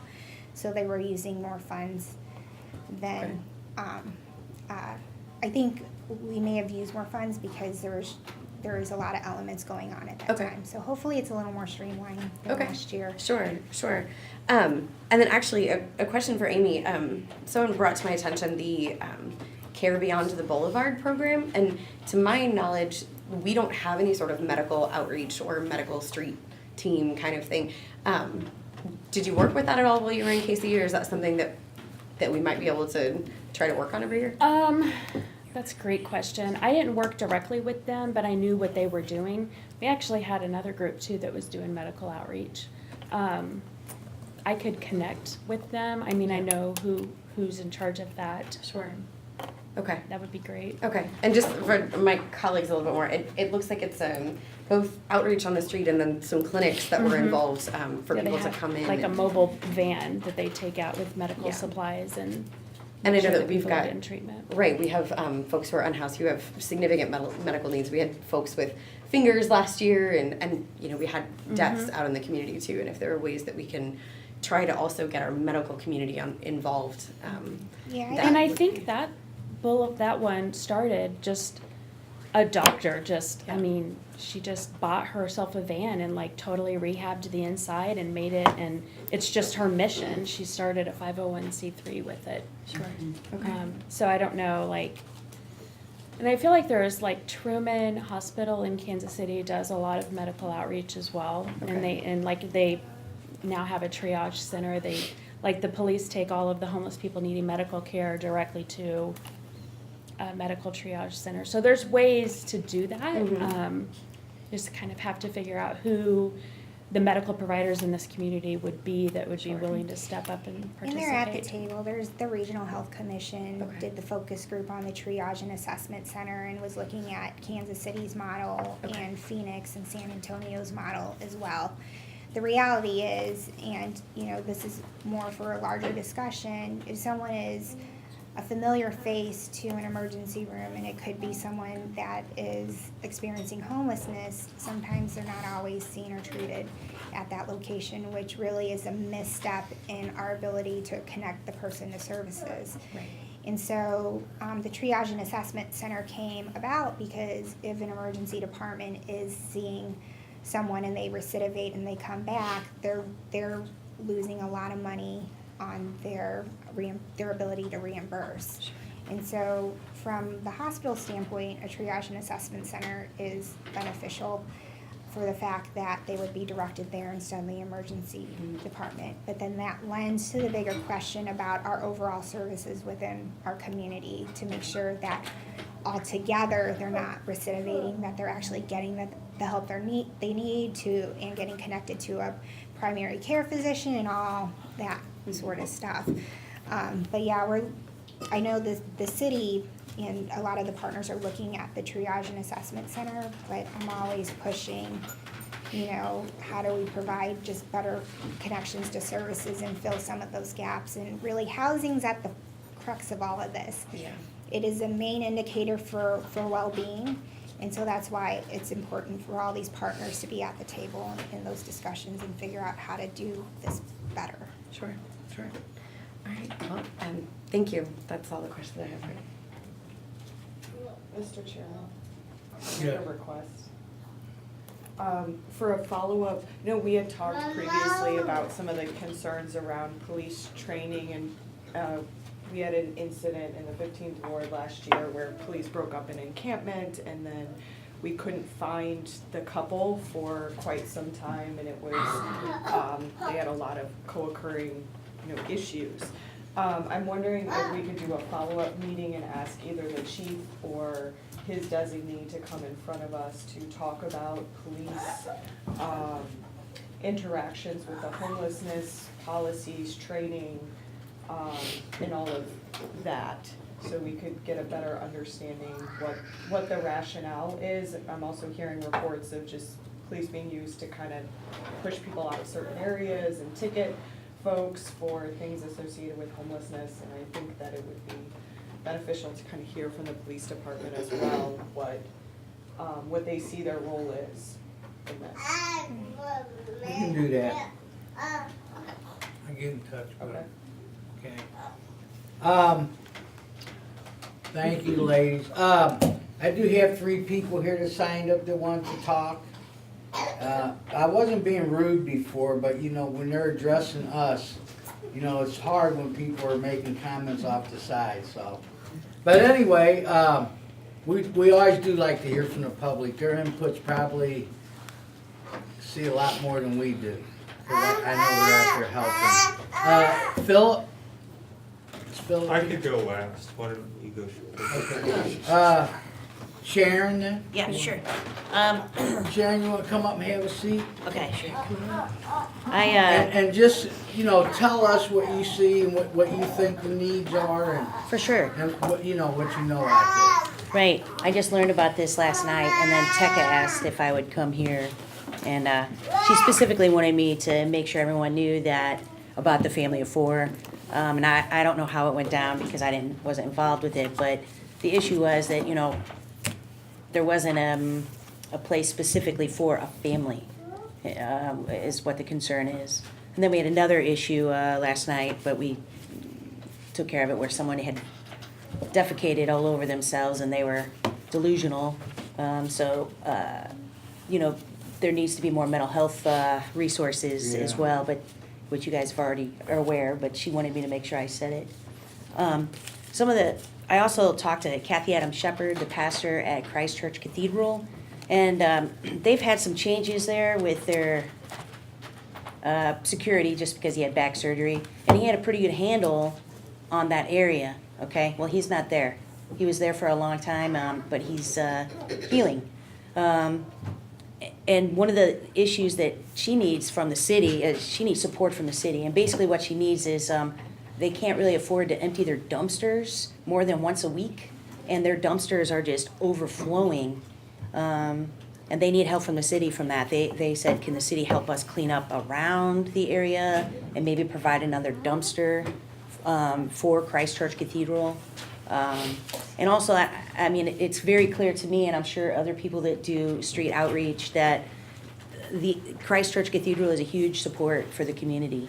From what I've seen, their population is literally doubled in that area that sleep all around it. So, they need help. They need help from the city with dumpsters, trash, and cleanup in that area. Because Do you know the address of the church we're talking about? It's Christ Church Cathedral is on Oh, the Locust one right Street. over here? I think it's 12th and Locust-ish, right behind the US Bank. Is that right? Is that right? I think so. I will get a hold of Randy at Refuge and see if he can help us with it. I appreciate that. I know she will. She couldn't be I'll here. get you an answer. It may not be the one you wanna hear, but I'll Right. get you an answer. It's all we can do. That's what I tell Yeah. everybody on the street. That's all we can do is ask, you know? Okay, so last night's winter outreach numbers this is from Mo Costello, and they were 160 people, and that left 100 plus out on the street last night, without shelter, people without shelter. Also, I wanted to, I think you guys get it from listening to you, but Mo wanted me to make sure I explained that the COC, they have these shelter beds that Irene explained, but the COC partners are the ones that get to fill them pretty much first. So when people like that do street outreach, you know, we're like grasping for the last bits. So, you know, we're often held So they're pretty well filled by the time you pretty get much. there. Now, that's not always the case, and Irene has been, with me specifically, I can't speak for anyone else, but, you know, she's been very helpful, and all hours of the night helpful, with the beds. Now, this is something different, something else, the meals. Okay, so Biddle House, prior to the contract from Homeful, right. Prior to their contract, the Biddle House would offer meals during the day, and they acted as a warming shelter. Okay, well, the meals are cut, so, and they haven't been replaced, okay? They also provided overflow, and they're still willing to do that, and I think they are at 50 beds for overflow, which is 35, probably a little more than that have been cut from, so we're losing beds as well, even though they're still providing some, but we're losing a lot of services from the Homeful group. And that's their contract, I get it, but the point is, they're gonna be outside, and that's gonna be a problem. I'm really concerned about the food. You know, people are hungry, and if they're used to being able to go get at least lunch, and now there's nothing. So that's gonna be a problem. I also, I believe it was you, Annie, that brought up the ticketing. Okay, well, that's something that the mayor specifically said last year in our winter meeting that we had after, Grover Perry passed away in the porta potty. She specifically said she would not criminalize the unhoused that are out on the street. Well, that is not the case. That is not what's been happening. And we would really like the mayor and the city to stop criminalizing the unhoused population, and stop ticketing people that are trying to feed them after they cut those services or cut the meals that they were providing. Lack of meals, yep. I guess that's pretty much it. Is there anything all set? Can I ask a question? So when you say criminalizing They're getting ticketed. people are getting ticketed for what? Trespassing. Standing on the sidewalk. Okay, so what are the actual charges that you know of? I have them Okay. on my phone on it. I took a picture of the actual citation. Are they writing them as impeding the flow of traffic, maybe? Or As if or they're is it stopping. for- and I haven't slowing? seen that Trespassing, right? one. I'm just guessing, that would probably be one I think it's of- generally trespassing. Okay. Uh-huh, I believe. Is that right? There's panhandling. Panhandling. Oh, There's, Yeah, that's what I was thinking, There's because I know that's- panhandling, there's neighborhood order of protection, there's urination in public, there's, I don't know where they're supposed to urinate, okay? I mean, I don't know where you would urinate if you're out there and every place you wanna walk in to go to the bathroom says for customers only.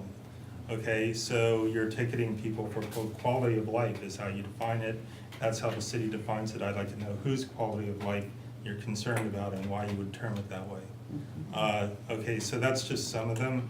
There's also trespassing, private trespassing. There's a number of different things you take them for. That's spot on.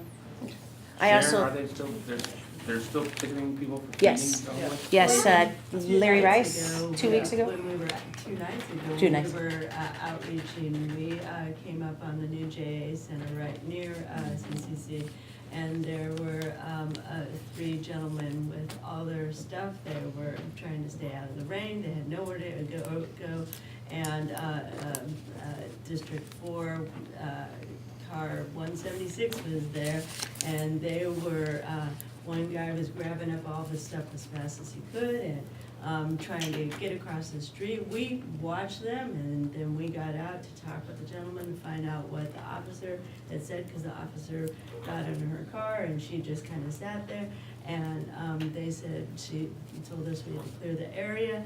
And then when we taught the officer, or my other co-outreacher actually that talked to her, said, I was offering them shelter, and but they were gathering their stuff to get out as fast as they could. So it sounds like it wasn't clear communication on that part, but they were trying to leave the area.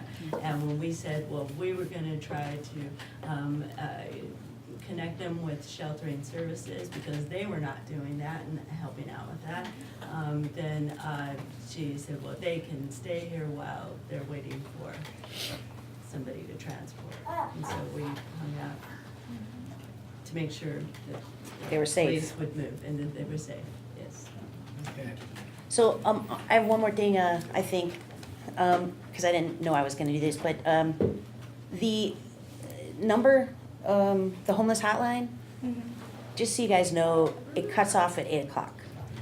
And then it doesn't work on the weekends. And that's kind of a problem, and once again, because the continuum of care gets first dibs, which I totally get it, that's great. But the outreach people, when we try to use that, I know, I was talking to other outreachers early this morning, and they said, well, yeah, I'm still waiting for a phone call back from 5 years ago. You know what I'm saying? And then there's another outreacher that has been out there for 3 years, and she has had success with it one time. So it's important to understand that, I think, that yes, it's available, but it doesn't really serve everybody. So it cuts off at 8 p.m. And then, no, not at all during the weekend, so.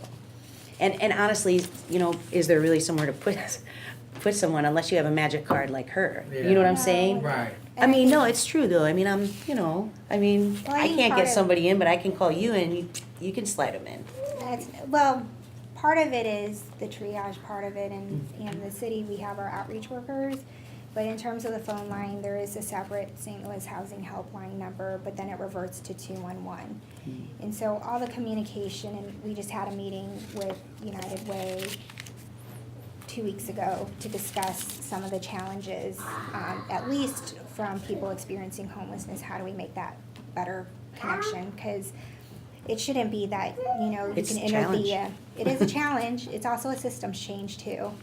And I think as long as we're working together to improve that, I know who the outreacher was, and part of that was we did make some changes to the scripting so that we were able to get that person where they needed to go.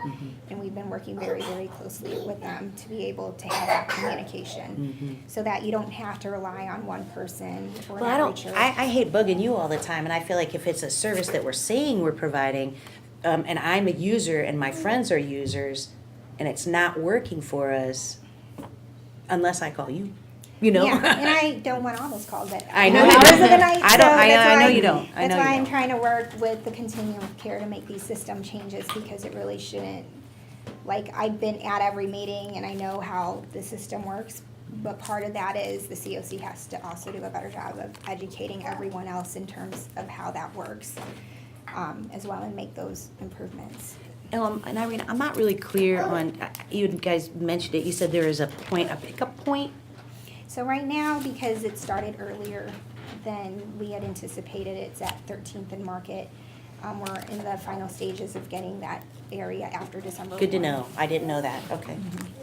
So, yeah, it just, winter came a lot quicker than it for had everyone. in the past. For And so everyone. just to make sure that with the volunteers willing to open the St. Louis Winter Outreach Shelters, that we're just able to use all modes of communication to try and direct them to the appropriate spot. But yeah, we're working to get that location come December 1st. So. And I have one quick question for you, Megan. I know last year you were gonna try and work on some kind of, I don't know if it was an ordinance or, I have no idea, I'm not a politician, but, about the hospital gowns, and I know that you worked on that, is that, can we, I mean, we're still seeing it. So can we like make it so people are held accountable?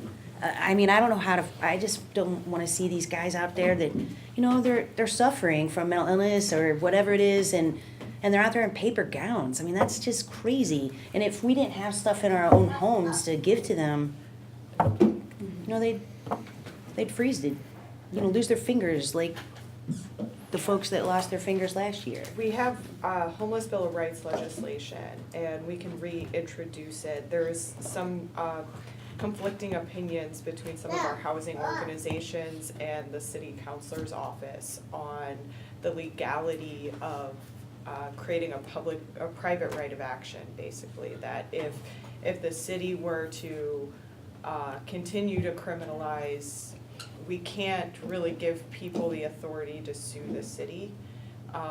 And so we're trying to work out some of, we don't wanna just pass something that says we're not gonna do these things if we don't have any kind of Backup. enforcement Right.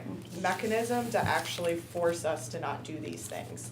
And so that's where we're stuck at the moment, is trying to figure out, 'cause, I mean, we passed a bill that has to do with illegal lockouts, and we passed a bill that does away with housing discrimination, that says like you can't deny somebody housing because of Section 8, yet you can go on Craigslist any day of the week and see no Section 8 vouchers.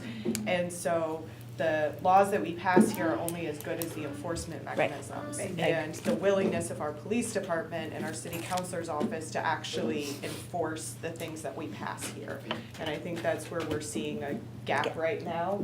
And another reason I would like the police department in here, so we can better understand, you know, why are our resources going into ticketing people for acts associated with being homeless and not going into holding people who are doing illegal lockouts and practicing housing discrimination accountable for those things that are then creating a lot of the situation that we have now. So come back when we have the police department here. I just know we talked about it. I know we talked about it before, and I just was curious. Yeah. Yes. And so, can I ask you really quick, and then I'll stop, but what about, oh, I'm sorry, Alex, I'm sorry, honey. Sorry, big guy. What about, how are we gonna replace these meals that are being taken away at Biddle? How are we gonna replace, because they fed a lot of people every day for lunch, and now nobody's out there doing that. So how are we going to, how are we gonna replace them? So. I mean, is there a when- plan, or? Well, in terms of the meals, there are about 7 different places that were offering different meals, that when we did the changeover, there was a list of all those resources to access those meals. In terms of the nighttime, all the different winter outreach shelters do their own meals. And so Right. in terms of that, they were being referred to Shamrock Club, they were being referred to. Is Shamrock Club still open? Mhm. Oh, okay. Yeah, St. Vincent de Paul, so Right. there's various meal locations that were available, and we just need to optimize and maximize. I just need to learn those. what they are then. Yeah, Okay. so, and we can get you that list, Sharon, too. So, Get that also. yeah. Is it walking distance from Bill? Yeah, Shamrock's right across, so, St. Patrick's. yeah, at St. Patrick's Center. But, there's a few feeding sites throughout the downtown area, so we'll get you that list. Thank you. All right, thank you.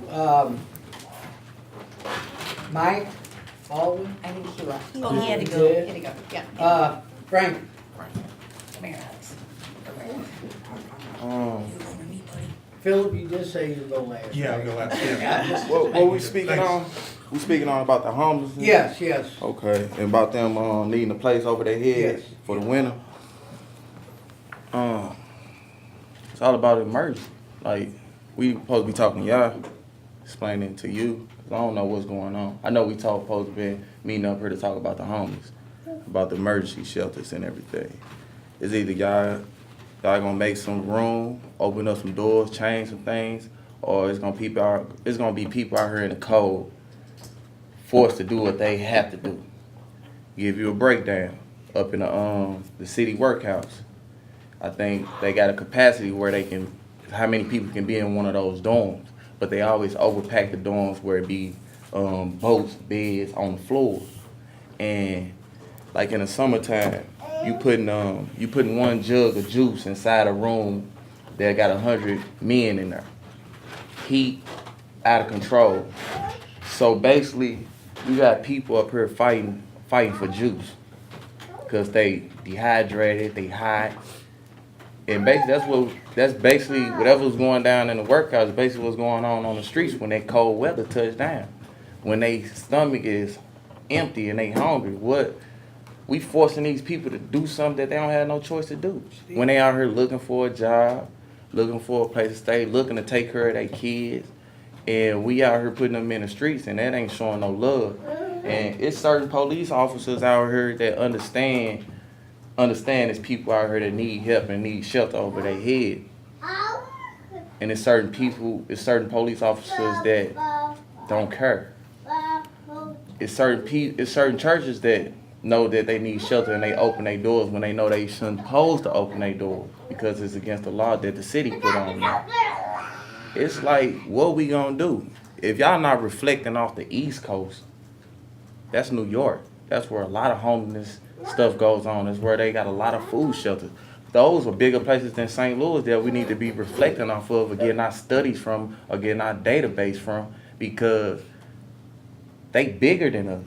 So our city is way smaller, and we need to be looking at what they doing. How's they housing their people? How's they feeding their people before something occurred?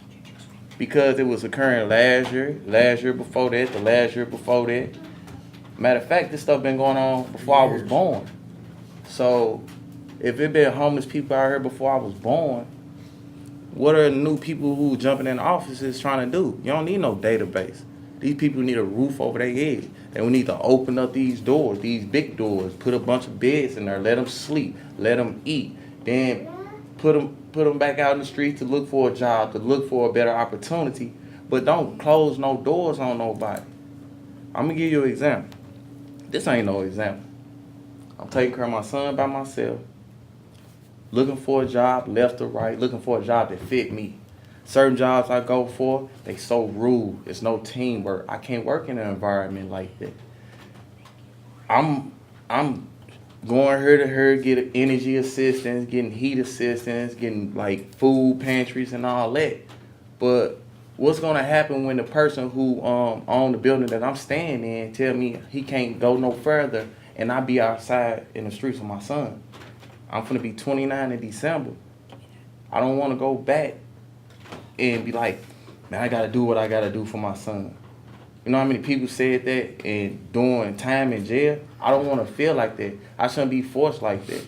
All y'all older than me, my elders and stuff, y'all need to be out here really getting on people my age, helping people my age. I understand it's good for youth programs, but I just forgot about us when we turned a certain age. I'm still a child.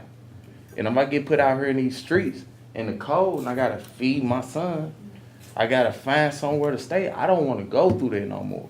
And I don't wanna get spoiled.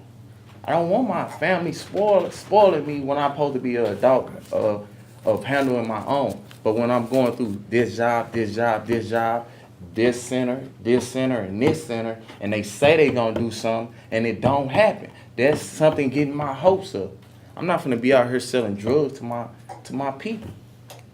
That's the last result everybody go to is I'm finna break this down and I'm finna slang this, I'm finna get my money up. I don't wanna do that. I'm not gonna do that. So you know where I'm gonna be at? I'm gonna be right there with them homeless people up there looking for a meal to feed my son, looking for which shelter I can go to that's safety, that's safe. Like, don't close the door on these people and don't expect nothing to happen. Look at New York. Look at all the school buildings. Then y'all was talking about different locations. Do you know the big location where it's the homeless people at? Right down the street. That's where they hang around at McDonald's now. I remember when they opened up Biddle House. I was staying in O'Fallon Place. They was all through there. They was finding empty apartments, and they was going up inside them apartments. They was stealing. They ain't had no choice. And plus they fighting the drug epidemic. What we gonna do? Like, don't force me to do something I don't have no choice to do. Y'all can look back and look at movies. Don't force somebody to a situation. Don't put nobody in a situation that they ain't got no other choice to survive. And that's what we doing out there. Y'all, them people been at that church right there on Locust or something, but y'all got a loft right there across the street. You have a bank right there. This is stuff y'all throwing in people's faces. Then watching the news about giving the police officers, giving the fire departments all this money. We hear this stuff all the time about money's getting thrown out and this and this and this, but we steady not helping the people who need help on the north side and on the west side. I was born in 1989 in the 4th Ward. All those schools was up. I stayed right there next to Sumner High School. All them schools was up. All them schools down now. When I was going to school over there, going to Coach Breeden, you had people on Newstead and St. Louis Ave where all the streetwalkers be and everything, and it's still going on. This stuff been going on. That's what I'm trying to say. It been going on before I was born. So we gonna come with love. We gonna help this city. Put your foot down. Forget about laws until we change some laws that ain't human, that ain't love. Because that's all it is. If somebody say they shutting down a shelter or putting somebody off a street, that ain't no love. How can your heart even take that? You want somebody to do your kid like that? You want to be put in that position? Everybody have a hard time. Everybody has a hard time. So we need people out here straight up trying to help us. It's people we want help, but where is it at? Y'all giving this money that y'all was just talking about to different organizations. How long this money been getting flushed out to these organizations? And y'all talking about paperwork, but the paperwork don't mean nothing. That person means something. Can that person vouch for you and say, oh yeah, I done did this, I done changed, I done flipped, I done turned my whole life over? No, they can't. Because they get swindled in, get the little smiles and ha-has, then they get forgot about. And I'm just leave right there. It's gonna be a cold winter. It's people out here in the streets, sleeping on the streets. They don't have no other choice to do what they have to do to survive, to stay warm. You talking about vacant building. I'll go in a vacant building. If I don't have no choice, I will go in a vacant building. Instead of sleeping out in the street, sleeping in the cold, the snow. Then you hungry. How much can a person take? That person crying, hard crying, every day. Waking up to this stuff and going to sleep, crying. Because of the situations they in. And looking at this city, steady building, steady climbing. It deals with a lot of situations, even with the job. The job is a big thing. These people need jobs. They holding us back. Oh, he got a felony. He got some traffic warrants. He got some misdemeanor warrants. That man ain't got no felony, he ain't no murder, he ain't got no high drug cases, he ain't out here stealing over 500, but he got little stuff that's stopping him from obtaining a job so he can take care of his family or for her to take care of her family. I'm just stop right there. But we need to do something or it's gonna be problems out here and you can't blame them. If you going to sleep in a $300,000 house or a $20,000 house or a $10,000 house, you can't blame that person because y'all go sleep out there in the cold for one day. Don't put on no big coat or nothing. Then especially when it rains, just imagine what's gonna happen. I'm gonna stop right there. I keep saying I'm gonna stop. Frankie, thank you very much. We appreciate that. Keeping it real, I appreciate that. Okay, so Philip, you want to come up now? Thanks. So I think Frankie hit on some of the things and descriptions of some of the things that I see what's wrong with the city. So first of all, who's from St. Louis City? Who's born here?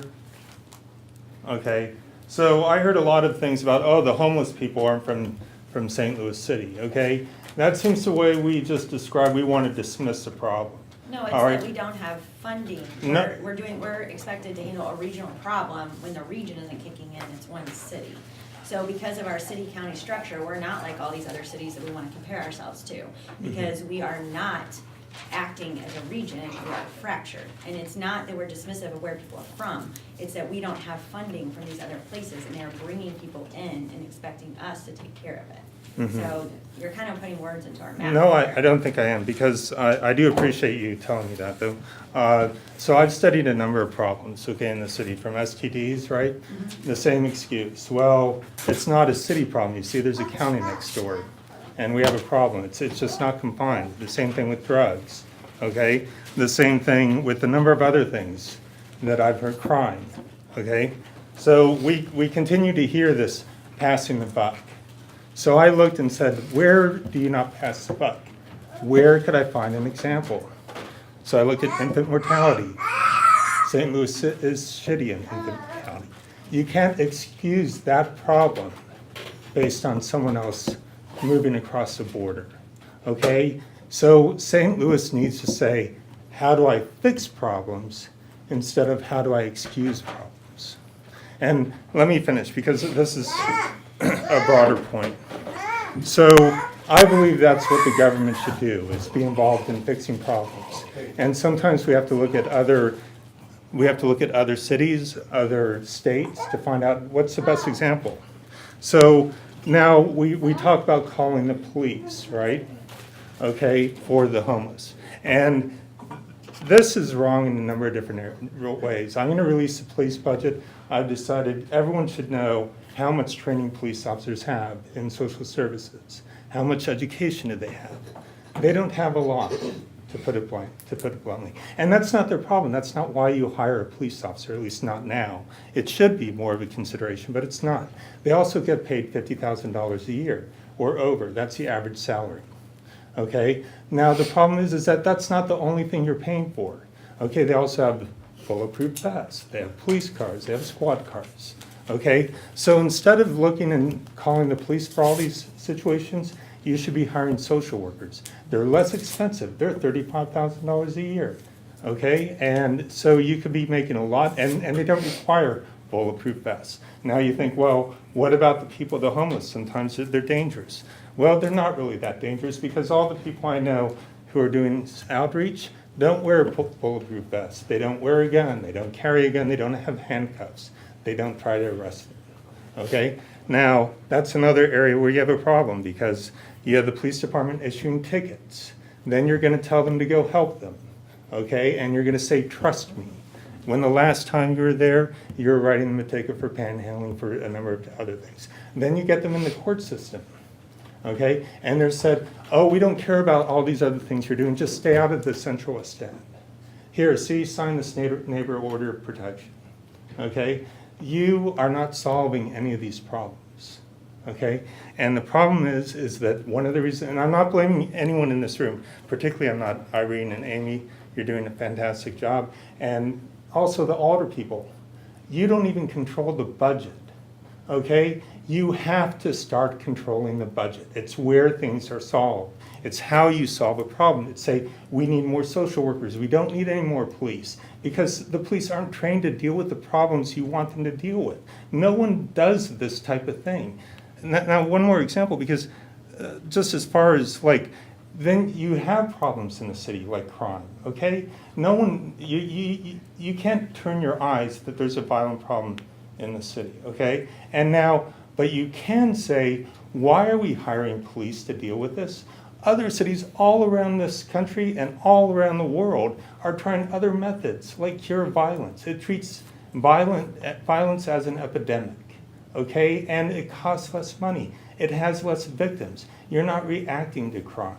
You're actually solving the problem, so you need less police officers, and less people get hurt, okay? So, and they cost less, okay? They have, Richmond, there was just an article, you can look it up, Richmond, California. There's in Sacramento, I think.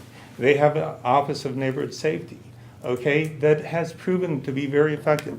So part of the problem is that when you have a problem, you call up the police and you go, how do we solve this problem? Well, you shouldn't be doing that. You should be calling up and saying, how do we look at this problem different? We have problems to solve, okay? Is the Department of the Health the best way to solve this problem? Can we get away from a police state? Because I'm gonna tell you something. This hall should be called the Hall of Mass Incarceration, okay? Because you spend over 52% of your budget, okay, on arrest and incarceration, okay? You have to start looking at different solutions. And the reason why I'm talking about this one particular issue is because you've mentioned the police, you've mentioned budgets. Budgets are really important, and it's important to realize that you need to regain your power back, and you need to have a way to reappropriate money, and you need to start solving problems and not, I realize you can't do everything. I realize that sometimes the approach is piecemeal, but you also have to have a holistic approach, because some of the programs you've had that have worked, you've defunded, okay, and for no apparent good reason, okay, and then you leave a gap, and you go, what's happening? Okay, and it's true, because you don't have a holistic approach. And let's take, I'm not the best person always to talk about the homeless, because there's so many people who've done more than me. So, but let's say winter comes early. I'm not a meteorologist, no one is here, and even if you were, you wouldn't know what time winter's coming.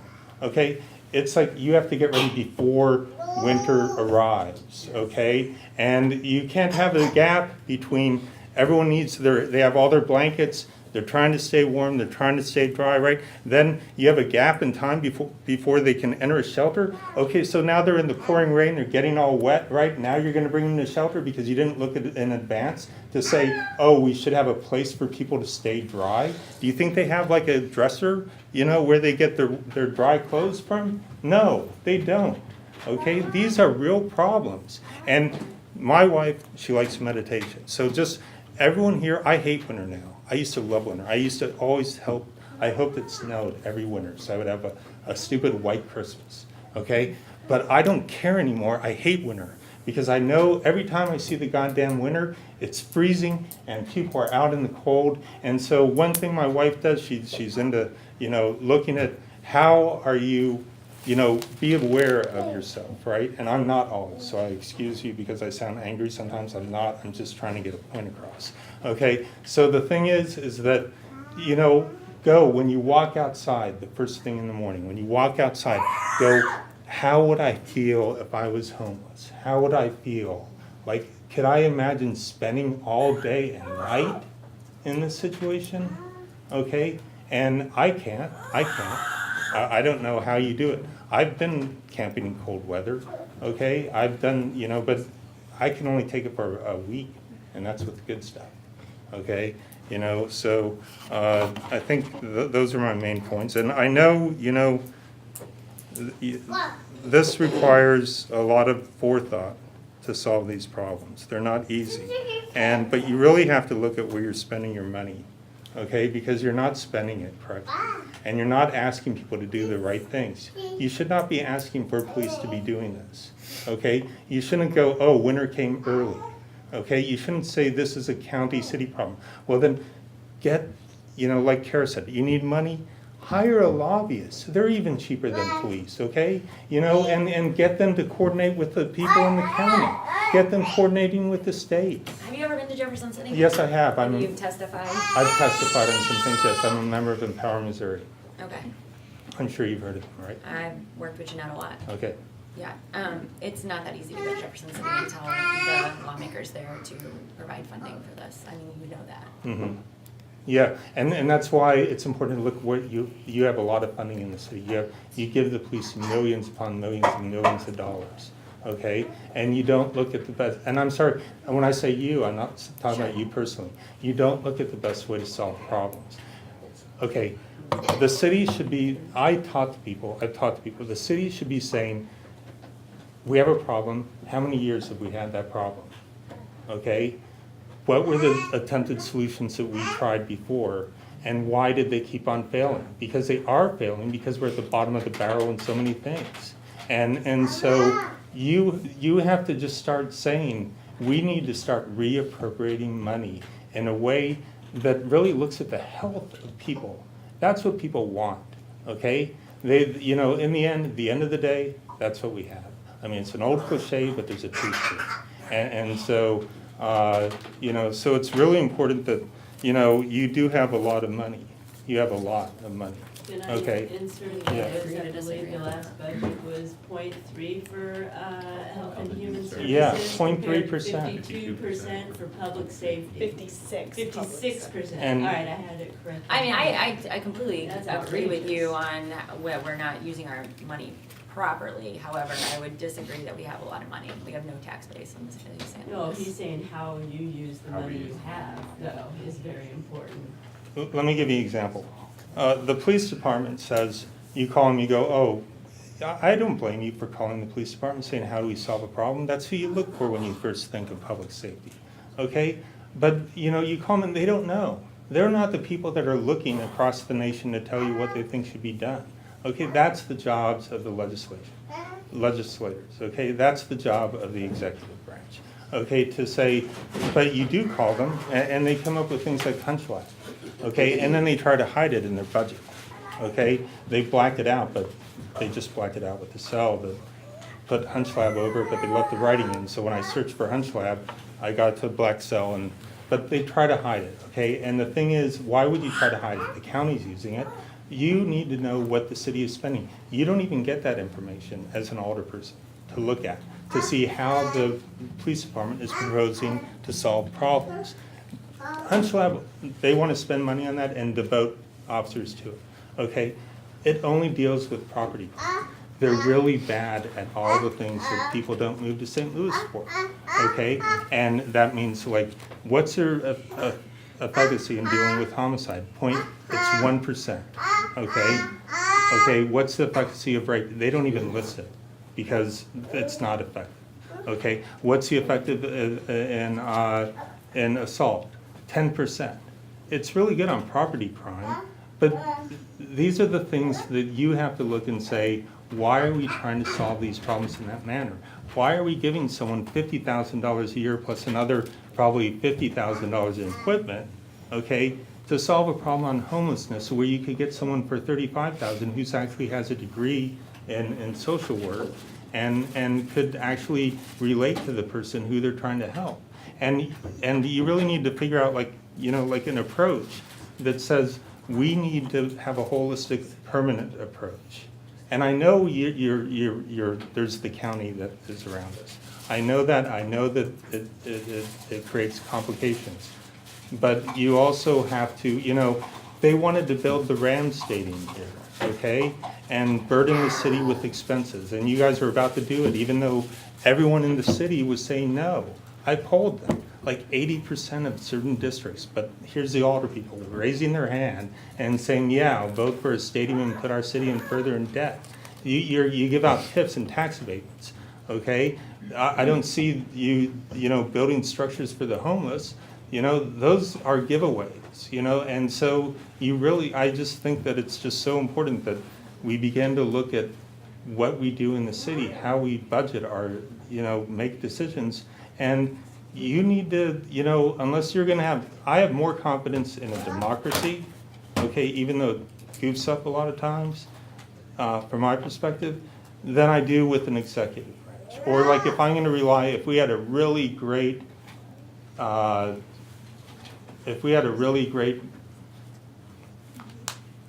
head of the public safety and we said, you know what, we're going to have confidence and give this guy all this power, right?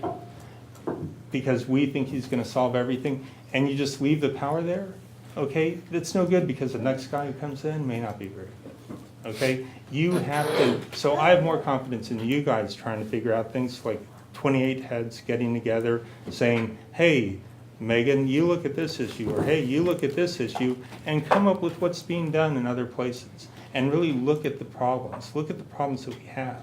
Okay, and figure out how to solve them, because I think it's a fundamental problem that our city, and I know it's not an easy job, but I also know that I don't know what else you're going to do. I don't know why you're surprised, okay, at your inability to solve this problem. And it's not your fault. It's not you're not given the money, and the purse strings aren't there, and they're not trying to solve the problem. You're not, and the mayor isn't, and so when you don't do it, it's like blaming the police for mass incarceration. No, it's the legislators that are to blame. It's the executive branch, okay? People are angry at the police because, you know, of certain issues, right? But when you look at mass incarceration, it's not the police department, it's the legislators, it's what they're allowing to happen, okay? And so you guys need to figure out how to solve the problems. And you need to, you know, work with this group, but you also need to fund it, because you know as well as I, you know, money makes a difference in when you're trying to solve a problem. And, you know, so, but I thank you for your time. Thank you. Thank you. Thanks for coming. Thanks everyone for this long meeting. I've actually never chaired a meeting before, so I make a motion to adjourn. Motion to adjourn. Second. Second. All in favor? Aye. Aye.